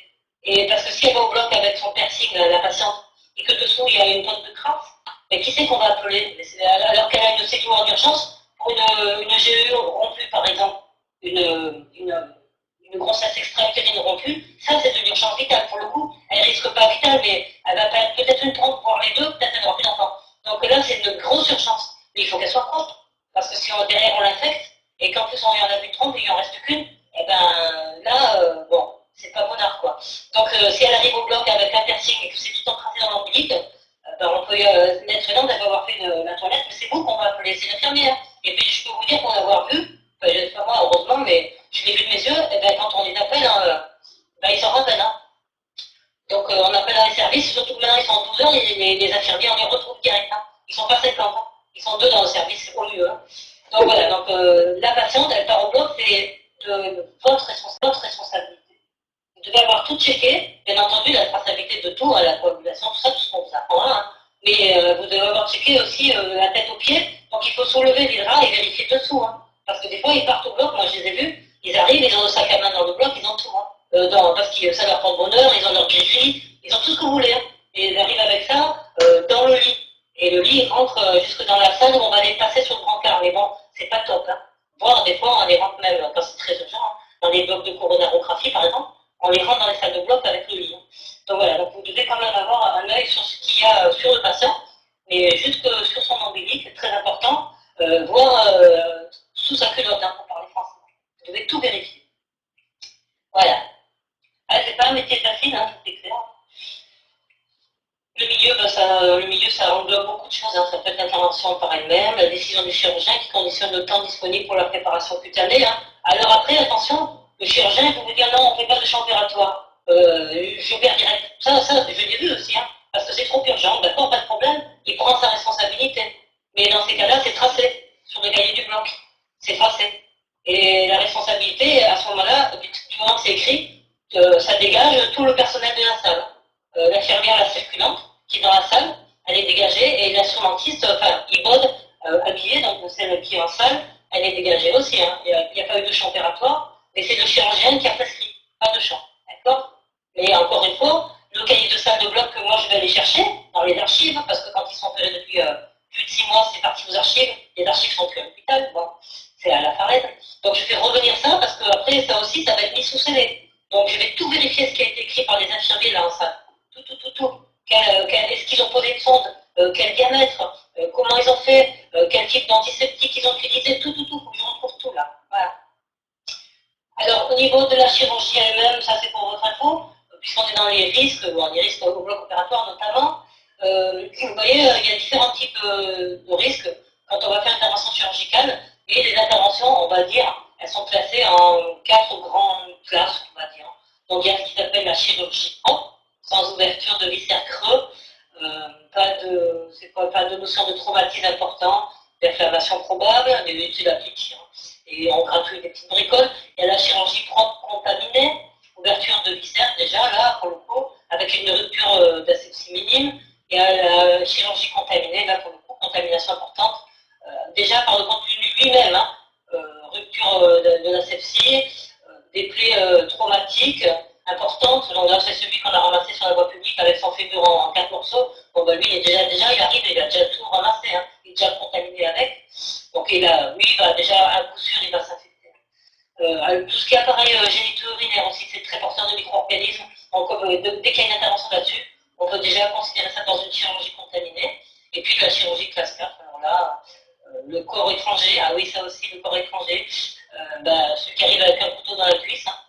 Ou bien le cuisinier hein, qui a fait une mauvaise manip, hein, qui s'est coupé un doigt, celui-là aussi, ça arrive. Hein.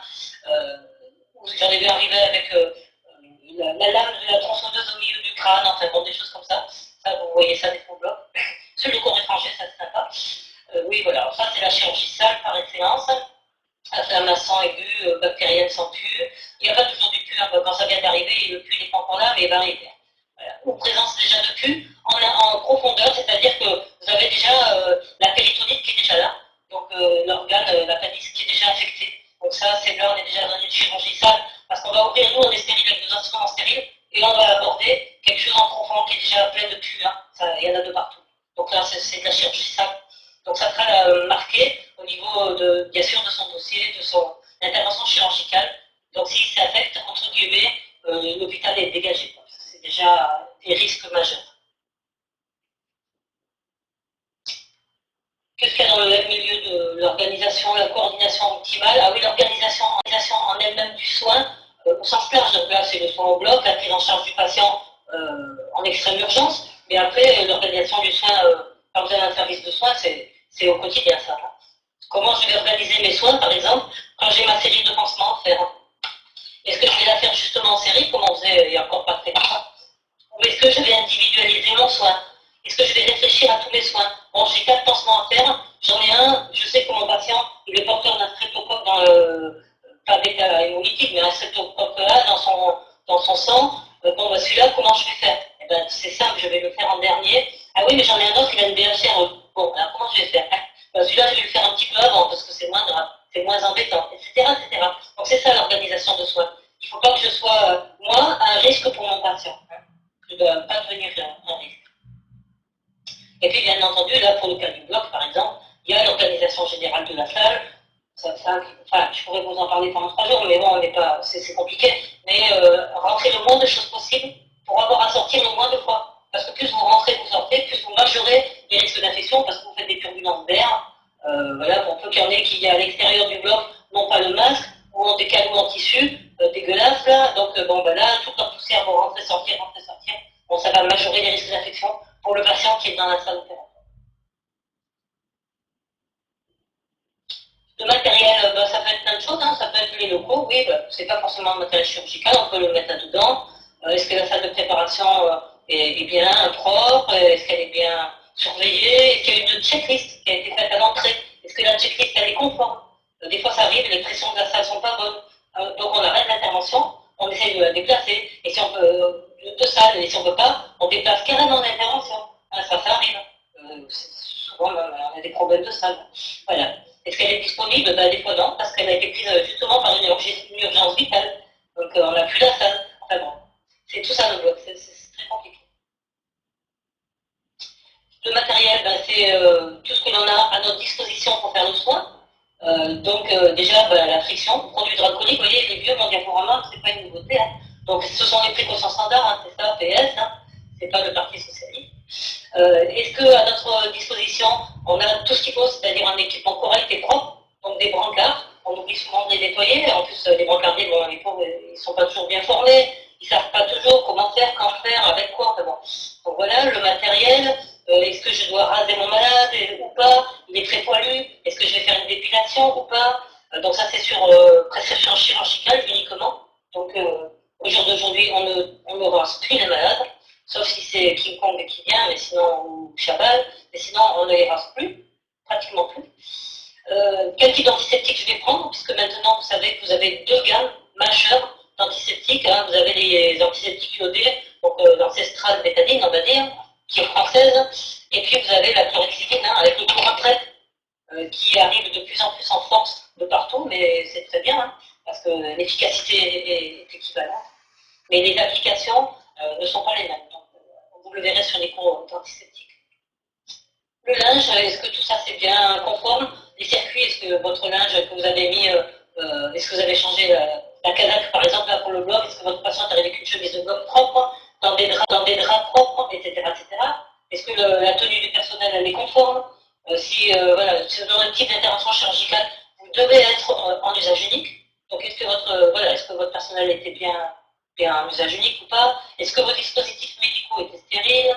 Donc ça, c'est notre matériel. Vos endoscopes, quand on fait de l'endoscopie, ça aussi, c'est une grosse traçabilité, une recherche à tous les niveaux. L'endoscopie, c'est énorme. Voilà, est-ce que votre matériel était bien à usage unique, etc. etc. C'est tout ça le matériel. Et puis la main-d'œuvre, ben, c'est le personnel au sens large, avec l'observance des recommandations d'hygiène. Vous voyez, ça arrive là, hein. Donc c'est important. Comportement et stress, savoir gérer et choisir les bonnes priorités. La priorité au niveau du soin lui-même. Les recommandations pour la préparation cutanée, mon docteur va rester dans le bloc, hein, visiblement. Donc voilà les recos pour la préparation opératoire. Donc c'est exactement le même type de recommandations que vous avez. Vous savez, c'est la Bible verte dont je vous ai parlé, avec qu'est-ce que je dois faire pour les BHRE. C'est ça. Vous tapez recommandations SF2H, par exemple BHRE, vous allez avoir des recos nationales hein, qui sont en vigueur sur tout dans toute la France, dans tous les établissements de santé qui soient publics ou privés, et bien là c'est pareil. Hein. Ce sont des recos d'hygiène. Alors on appelle des recommandations, mais ce sont des obligations. C'est ça qu'il faut comprendre. C'est-à-dire que si on n'a pas respecté ça, et que le patient porte plainte, c'est le patient qui va avoir gain de cause. Hein. C'est opposable. Le patient il aura gain de cause si on n'a pas fait ça. Vous voyez, il est recommandé de réaliser au moins une douche opératoire. Donc on est censé en faire au moins une. Donc si on ne l'a pas faite, eh ben, ça veut dire que derrière, eh ben, il y avait une urgence vitale pour le patient. Mais il faut qu'on puisse expliquer nous derrière. Voilà. Il est recommandé de réaliser un shampoing opératoire dans le cuir chevelu et dans le champ opératoire, uniquement. Hein, maintenant, il n'y a plus besoin de lui demander de se faire un shampoing, surtout la bétadine, le pauvre, hein, quand il va se faire opérer de l'ongle incarné. Hein, ça ne sert à rien. Il vaut mieux qu'il se fasse un bon savonnage, savon doux, qui se frotte bien, oui, ça oui, Mais là, il va se le faire bien, et c'est avec un petit savon doux, type savon de Marseille. Alors que si vous lui donnez la bétadine rouge, déjà, c'est un peu rebutant, ça sent mauvais, ça décape la peau. Mais si en plus vous lui dites qu'il faut vous mettre ça sur les cheveux, alors qu'il se fait opérer d'une malléole, par exemple, bon, déjà, c'est plus du tout dans les recommandations. Ça fait déjà un petit moment, hein, d'ailleurs. Bon, nous, on les a appliqués chez nous à l'hôpital de Toulon il n'y a pas longtemps. Ça doit faire 2 ans qu'on s'est mis en conformité aux recommandations, et ça faisait déjà quelques années que les recommandations étaient sorties. Voilà. Par contre, bien entendu, si on va opérer du cuir chevelu, ou bien au sens large du terme, on va dire du visage en général, il faut quand même qu'il y ait eu un shampoing. Avec la bétadine, c'est mieux, ça descend quand même le nombre de micro-organismes, c'est quand même mieux. Et puis, bien entendu, si votre patient est porteur de pouls, ça paraît con hein, pour parler français, ce que je vais dire, mais on le voit, il faut le signaler au bloc. Hein, parce que quand il rentre dans le bloc avec les poux, c'est embêtant, parce que la simple Charlotte ne suffit pas. Il faut lui mettre une cagoule dans ces cas-là, quand on est vraiment obligé d'opérer. Hein, et quand on peut repousser un petit peu l'intervention, c'est mieux pour tout le monde. Hein. Voilà. Ça va? Donc ça, c'est pour tout le monde, ces recommandations SF2H, là. Vous les trouvez, c'est national, et donc du coup, tous les infirmiers, vous pouvez vous les télécharger, vous les gardez dans l'ordinateur, et quand vous avez un doute, je travaille en chirurgie, qu'est-ce que je dois faire à mon patient, mince, tout ça, hop, vous relisez à temps perdu un peu les recos, et vous voyez, voilà, les derniers recos, c'est ça, etc., etc. La flore bactérienne, un petit rappel sur la peau qui est colonisée en surface, bien entendu. À partir du moment où vous arrivez à l'hôpital, déjà, vous avez, au bout de 24 à 48 heures, vous allez récupérer sur votre peau, vous allez être colonisé par la flore transitoire de l'hôpital, déjà, elle arrive. Hein. Elle va coloniser toute votre peau, pour peu qu'après, on vous mette une voie veineuse périphérique, donc une tubulure quelle qu'elle soit, elle va coloniser toute votre tubulure, hein, très rapidement. Et puis après, en profondeur, bien entendu, vous avez vos petits germes à vous, dont on a besoin, hein. On en a besoin de cela. Donc voilà, alors en fonction de la localisation du corps, ça vous le savez, on est plus ou moins porteur de micro-organismes puisqu'on transpire plus ou moins.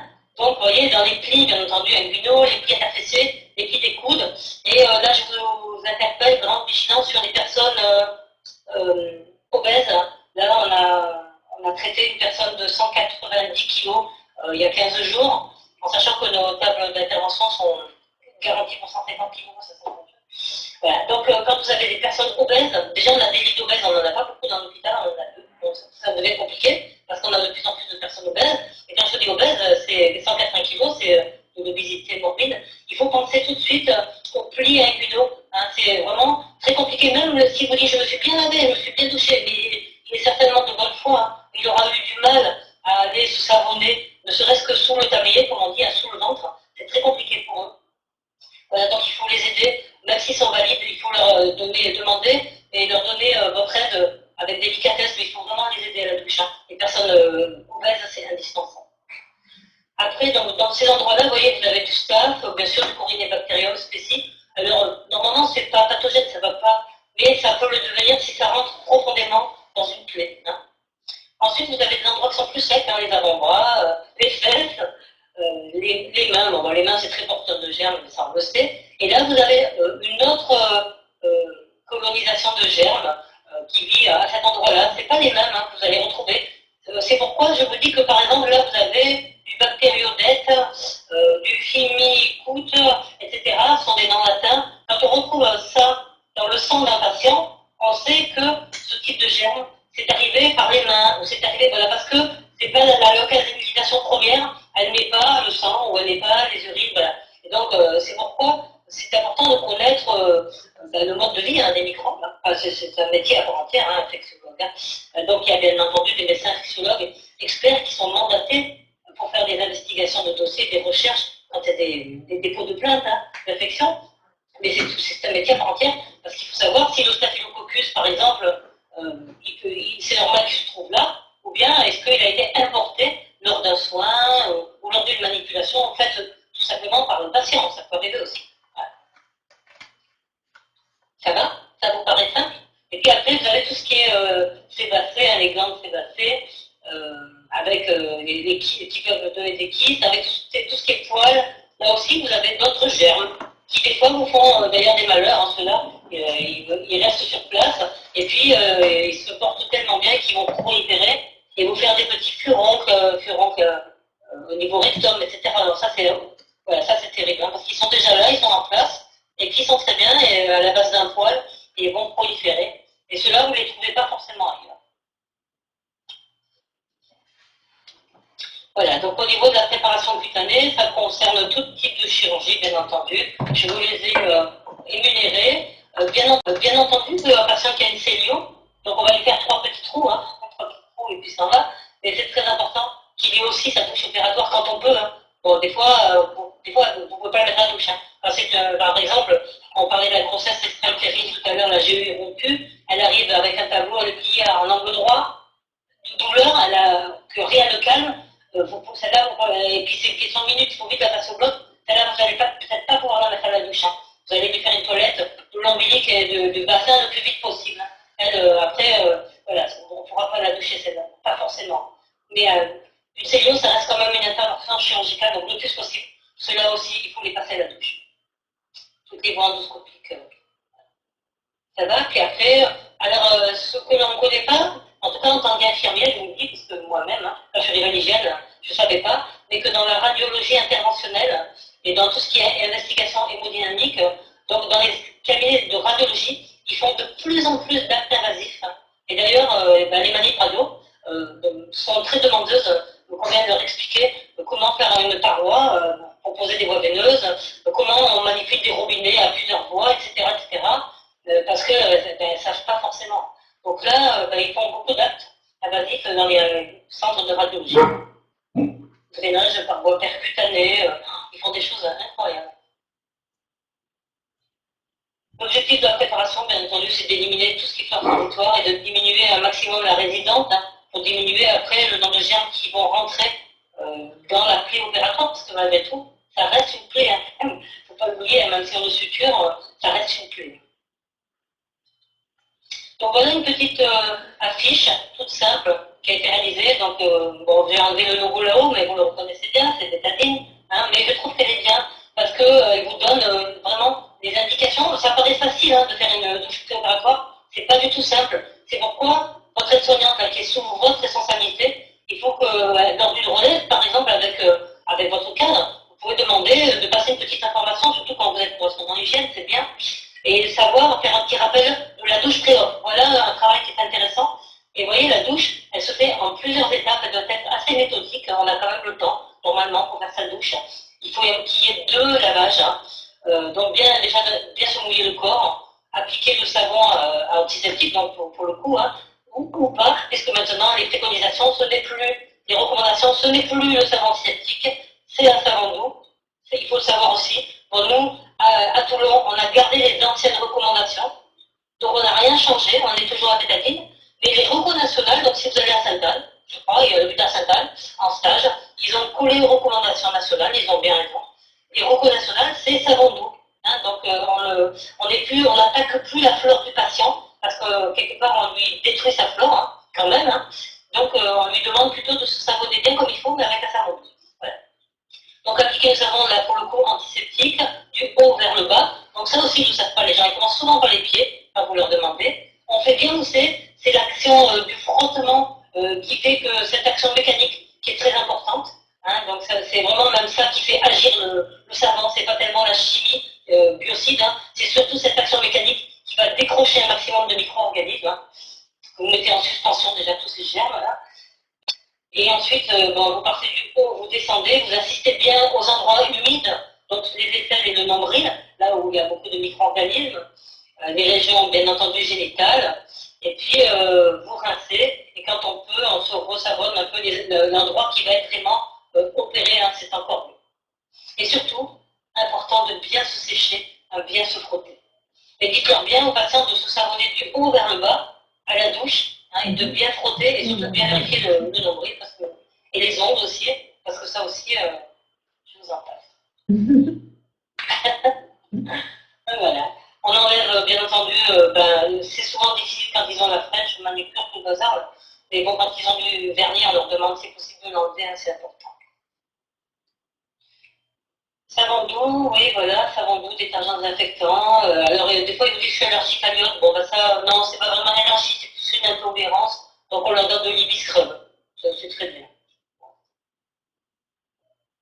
La préparation cutanée, alors on a des petites affiches assez ludiques, comme ça, je pourrais t'en faire passer si tu veux, France. Ouais. C'est très simple, hein, c'est ce qu'on donne en chirurgie. D'ailleurs, ils ont ça dans le petit dossier pré-op qui leur est remis lors de l'intervention chirurgicale quand ils viennent avant voir un anesthésiste. Donc c'est ça, on a fait des dessins, justement, il y en a qui ne savent pas lire ou qui ne lisent pas bien le français. Donc c'est très pratique. Le shampoing, par le cuir chevelu dans le champ, mais c'est tout, donc ça on leur rappelle tout, hein. C'est toujours un rappel, un éternel rappel. Et puis il y a quelque chose d'important, alors ça j'insiste, messieurs, mesdames, les infirmiers bientôt, l'hygiène bucco-dentaire. Alors ça paraît con pour parler français, mais vous savez, le nombre de personnes qui arrivent au bloc opératoire, programmées, donc pas en urgence, sur une intervention chirurgicale, et qui n'ont pas eu de soins de bouche, quand je vous dis soins de bouche, c'est brossage des dents. C'est tout, on ne vous demande pas d'aller chercher avec un bâtonnet au fin fond de la bouche. Non, jamais de la vie. Au contraire, on ne met plus de bétadine. Pareil, on ne met plus d'antiseptique dans la bouche, sauf sur prescription médicale. Sinon, c'est interdit parce que c'est un médicament. Donc voilà. Mais donc, un bon lavage au bicarbonate, par exemple, avec des bicaromes, ou bien avec un dentifrice et une brosse à dents. Mais ça, c'est super important parce que derrière, eh ben, nos amis des anesthésistes, quand ils intubent, pour vous dire qu'eux aussi, ils se permettent de prendre le téléphone et d'appeler la chirurgie, et deuxième coup de matraque pour la chirurgie, quand le patient, il n'a pas eu son soin de bouche. Hein. Donc c'est super important, mais voilà, pensez-y, un petit rappel, et des fois vous verrez, il y a des patients qui vous disent, mais j'ai pas de dentifrice, je croyais qu'il y en avait à l'hôpital, parce qu'ils pensent qu'ils arrivent, il y a tout, qui les attend, la brosse à dents, le dentifrice, le savon, ils pensent que c'est tout prêt, là, voilà. Non, non. Donc voilà, donc quand vous faites faire la douche préop, un petit rappel sur l'hygiène bucco-dentaire. Le champ opératoire se fait dans la salle, bien entendu, les infirmières de bloc. Alors, ce qu'on appelle les infirmières de bloc, ce sont celles qui ont fait une spécialité de bloc opératoire, on les appelle communément des IBOD, IBODE, hein, voilà. Quand on dit infirmière de bloc, c'est pas l'IAD, hein, c'est pas l'infirmière anesthésiste. Hein. Le secteur anesthésie ne fait pas le champ opératoire. Hein, donc, c'est deux équipes, entre guillemets, qui travaillent ensemble, mais qui ne font pas du tout la même chose. Hein, mais alors, pas du tout. Voilà. Je vous ai mis les deux gammes d'antiseptiques parce que vous allez être confrontés dans les services de plus en plus. Donc vous avez à gauche la bétadine rouge qui est la bétadine sucrose, donc nous savons de bétadine, on rince, on sèche et après on applique la bétadine alcoolique, hein, ou bien on applique, donc l'alcool c'est quand il n'y a pas de plaie, ou bien on applique la bétadine thermique quand il y a déjà une plaie sur le patient. Après, ce qu'on peut faire, et ça c'est accepté sur nos protocoles, pour vos voies veineuses périphériques uniquement, c'est 2 passages d'alcoolique. Hein. Et il faut quand même bien faire les 2 passages. Il faut frictionner, hein, bien frictionner parce que de toute façon, c'est notre action mécanique qui va agir sur vos micro-organismes. Donc 2 passages d'alcoolique, mais pas un seul, hein, parce que là pour le coup, ça fait... Et en plus il faut attendre 30 secondes, et ça vous ne le faites pas non plus. Surtout dans certains services un peu pressés, pour ne pas les nommer. Donc ils posent leur voie veineuse périphérique avec un seul temps de bétadine alcoolique et ils n'ont pas attendu en plus les 30 secondes d'action. Voilà. Donc bref, ils sont complètement inefficaces. Donc vous avez cette possibilité, ou alors pour les champs opératoires et aussi pour les voies veineuses périphériques, bien entendu, vous avez la chlorhexidine, donc communément appelée chlorapprep. Alors ça n'a plus rien à voir avec ce que vous connaissez déjà. Ce n'est plus des petits tampons où vous prenez les gants, la compresse, l'antiseptique, que vous rincez avec de l'eau stérile, que vous séchez avec d'autres compresses, etc., etc. Et vous changez vos gants quand vous êtes au bloc. Bref. Et là, par contre, vous avez juste un petit tampon que vous percutez parce que le produit actif est dans le manche. Vous percutez, donc ça descend, ça devient tout orange, il y a la chlorhexidine qui se met autour. Et là, vous faites l'action en un seul temps de friction, et qui va durer là pour le coup 15 secondes, je crois, et il y a encore une fois 30 secondes d'attente, et ça c'est toujours pareil, vous devriez déjà attendre avec la bétadine pour que ça agisse. Mais c'est pas du tout la même technique, puisque là on va frictionner en croix, on va repasser sur l'endroit principal où on va injecter le produit, poser la voie veineuse périphérique.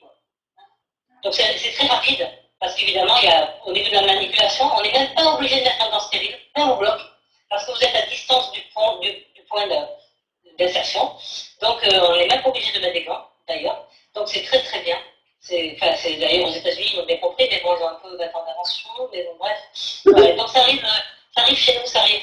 Voilà. Et donc, du coup, nous avons les deux techniques, mais bien entendu, alors on vous dit c'est plus cher, non, c'est pas plus cher, parce que quand vous avez fait le coup complet du temps, parce qu'en fait ça prend du temps, la bétadine, il faut faire le coup avec de temps argent, que vous mettez, quand vous ouvrez tous vos paquets, que vous prenez vos compresses, vous mettez du savon, vous les jetez, et puis les déchets que vous allez avoir derrière, c'est un coût énorme les déchets, ça coûte très très cher.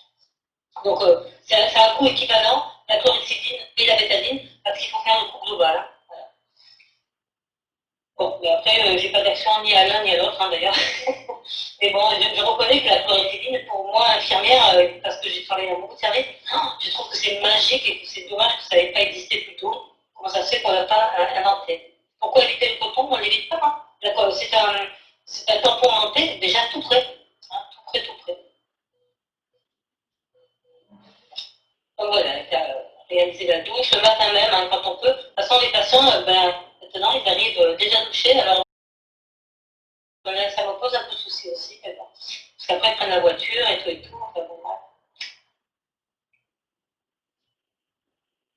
Je fais vite une petite analyse de risque. Alors, le risque vital, c'est toujours ça, hein, c'est des chocs septiques.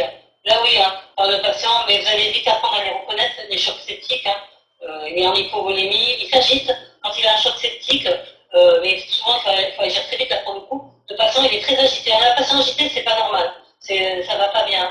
Quand vous voyez que visiblement, vous voyez rien d'anormal, il n'y a même pas au niveau température, des fois, il n'y a rien. Il est même en hypothermie. Quand il a un choc septique, il peut être à 35,5.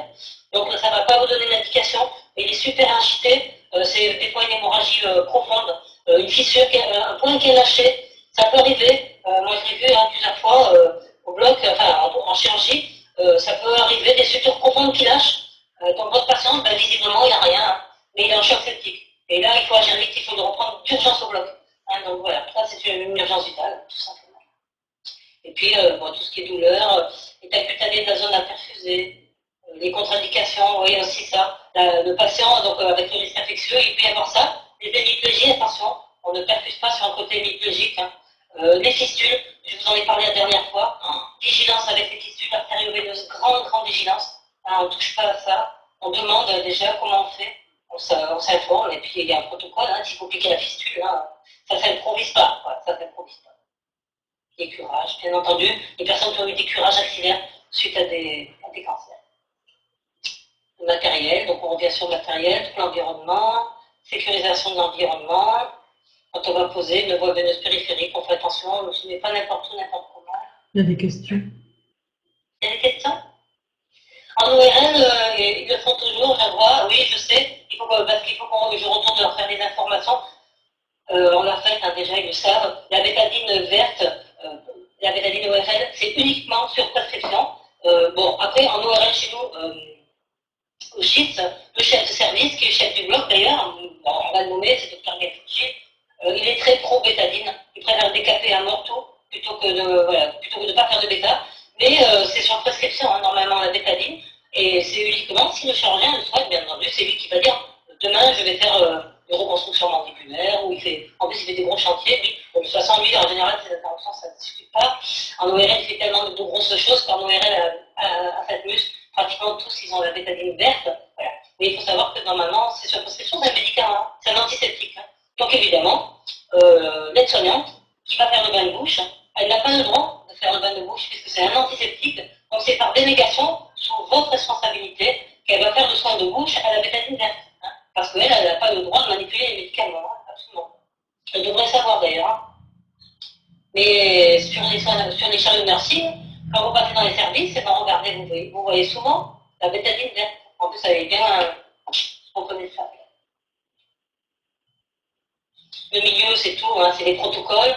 Il faut bien s'assurer que vos protocoles de service, parce que dans chaque service que vous allez aller, il va y avoir des protocoles spécifiques aux soins du service, c'est logique. Donc, mais il faut s'assurer qu'ils soient bien à jour. Parce que peut-être que les vieilles infirmières qui sont là depuis 5 ans, là, ou 7 ans, parce que c'est vieux pour les infirmières, 7 ans dans le service, et bien, le protocole, je ne sais pas, de décaillotage en euro, par exemple, elle le connaît par cœur. Et celui qui est affiché dans le service, il est peut-être très vieux, il est peut-être plus du tout à jour, et c'était le chirurgien d'avant qui faisait comme ça, mais maintenant les nouveaux, ils ont d'autres protocoles. Donc attention, et chacun a sa façon de faire en plus, hein, avec des médicaments différents. Donc attention de bien vous assurer que les protocoles qui sont dans le service de soins soient bien ceux qui sont en vigueur. La coordination entre les acteurs, ça c'est ce que l'on voit souvent quand il y a des infections de site opératoire. Il y a eu une mauvaise coordination en amont. En fait, il y a eu une mauvaise information au niveau des équipes. Ça revient très souvent, la communication dans les équipes, la relève qui n'a pas été bien faite. L'anticipation des gestes, je vais les marquer. Et puis au niveau des moyens, tout ce qu'on nous donne, les équipements, bien entendu, tout doit être à jour. La gestion des stocks, puisqu'on y est, là, ce n'est pas marqué, je ne l'ai pas marqué là, mais matériel usage unique, ça me fait penser. La gestion des stocks, il ne faut pas qu'il y ait du périmé. Vous voyez, comme on a eu en France entière, on avait gardé des masques du temps où Roselyne Bachelot les avait commandés. Elle avait été prévoyante, d'ailleurs, ceci dit. La pauvre fille, elle avait été bien critiquée, mais elle avait été prévoyante. Elle avait commandé des millions de masques. Ceci dit, le stock qu'elle avait commandé à l'époque, il n'a pas été renouvelé. Alors qu'un stock, ça se fait, ça se crée, et ça se surveille, ça se renouvelle. Et du coup, on aurait dû le réinjecter, et de ce fait, on n'a pas fait. Et du coup, quand on en a eu besoin, on s'est retrouvé avec tous ces masques tellement anciens, on n'a pas pu les utiliser parce qu'ils étaient plus performants du tout. Il a fallu les détruire. Quand on vous en arrive là, c'est dramatique. Donc voilà, le matériel, pour vous dire, la gestion des stocks du matériel, surtout l'usage unique, c'est le rôle propre infirmier. Vous devez connaître ce que vous avez dans votre service et dans votre salle de soins et savoir quand vous êtes seul l'après-midi ou sur les 12 heures, là vous n'êtes que 2 infirmiers. En plus maintenant il y a les heures sup, il y a tous les gens qui répondent à des MOOC, il y a des intérimaires. Bref, tous ces gens-là, ils ne savent pas forcément le stock du service. Donc vous prenez votre nouveau service, vous n'êtes pas trop habitué, faites un tour dans votre service de soins et dans votre salle et vérifiez tout votre usage unique, vos petits plateaux de pose de veineuse.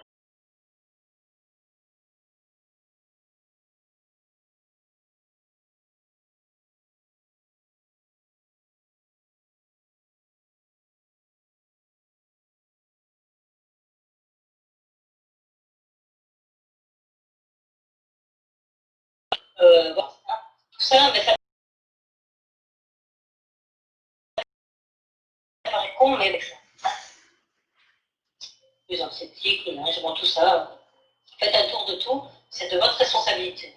Et puis les antiseptiques, pour revenir à votre matériel, en prenant les gardes souvent le week-end, quand on est vendredi, et qu'en plus il y a par exemple là, il y a un lundi férié, je fais 12 heures le vendredi, qu'est-ce que je vais faire quand j'ai fait tous les soins, là, qu'il est 13 heures, bon j'ai mangé, tout ça, je fais ma pause, et je vais peut-être jeter un petit coup d'œil pour savoir si mes collègues du week-end, en plus il y a un lundi férié, est-ce qu'ils vont pas manquer d'antalgiques, de perf, de sérum, de soluté, de draps, etc. etc.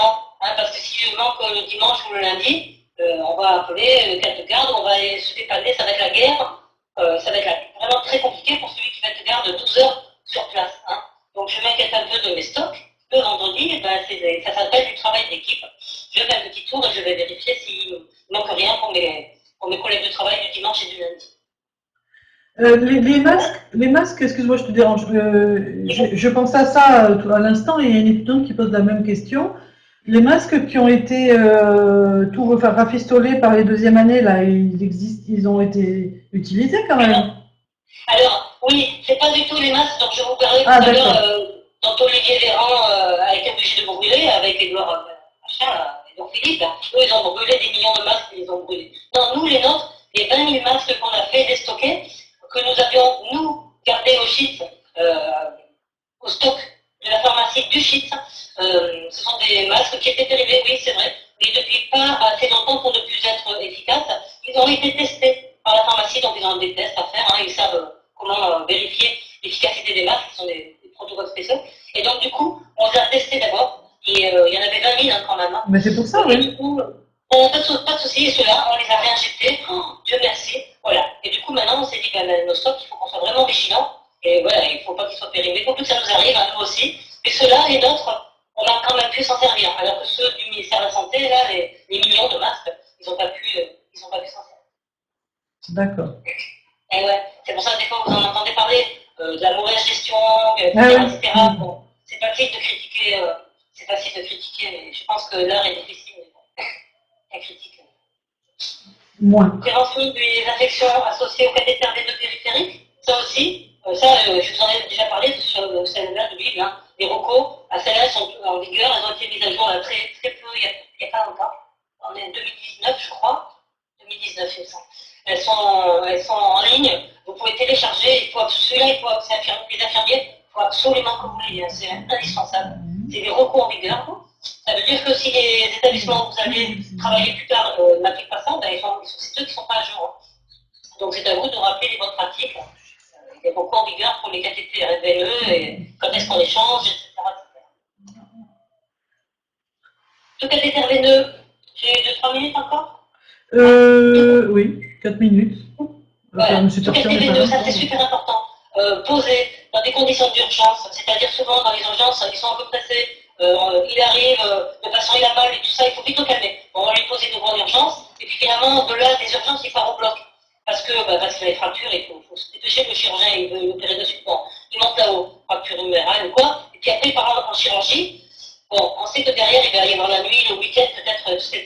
Donc, la voie veineuse, vous prenez votre service la nuit, par exemple, elle vous semble douteuse, moyenne, ça a été posé un peu rapidement, n'hésitez pas à la reposer, on vous en voudra jamais. Si vous reposez le voie, même si elle ne diffuse pas, mais plutôt dans des bonnes conditions, à un lieu beaucoup plus pratique pour le patient, et puis dans des meilleures conditions d'asepsie, vous allez lui faire vraiment un nettoyage de la peau en 5 temps, hein, ou alors avec la chlorhexidine en 2 temps, et voilà. Mais au moins, vous mettez toutes les chances de son côté. Hein, voilà. Qu'est-ce qu'il me reste d'autre? Il n'y a plus grand-chose. Je pense que j'ai presque fini, les quelques diapos. Oui, il en reste 30 ou 40 ou 50, 50, mais... Ouais, mais tu vois, il y a écrit une phrase, donc il n'y a rien. Pas grand-chose dessus. Ou 70, oui, c'est ça. La gestion des risques. Alors, la gestion des risques, ça, la définition, tout ça, vous le verrez, je pense, avec la cellule qualité, hein, gestion des risques. Voilà. On y est confronté tout le temps. Hein. Les récits poignants des héros en blouse blanche, donc ça, on l'a vu il n'y a pas longtemps. Franchement, comme quoi, on est soignant dans l'âme. Enfin, je veux dire, on ne s'invente pas soignant, on ne le devient pas. On l'est à la naissance, on l'est parce qu'on ne se refait pas.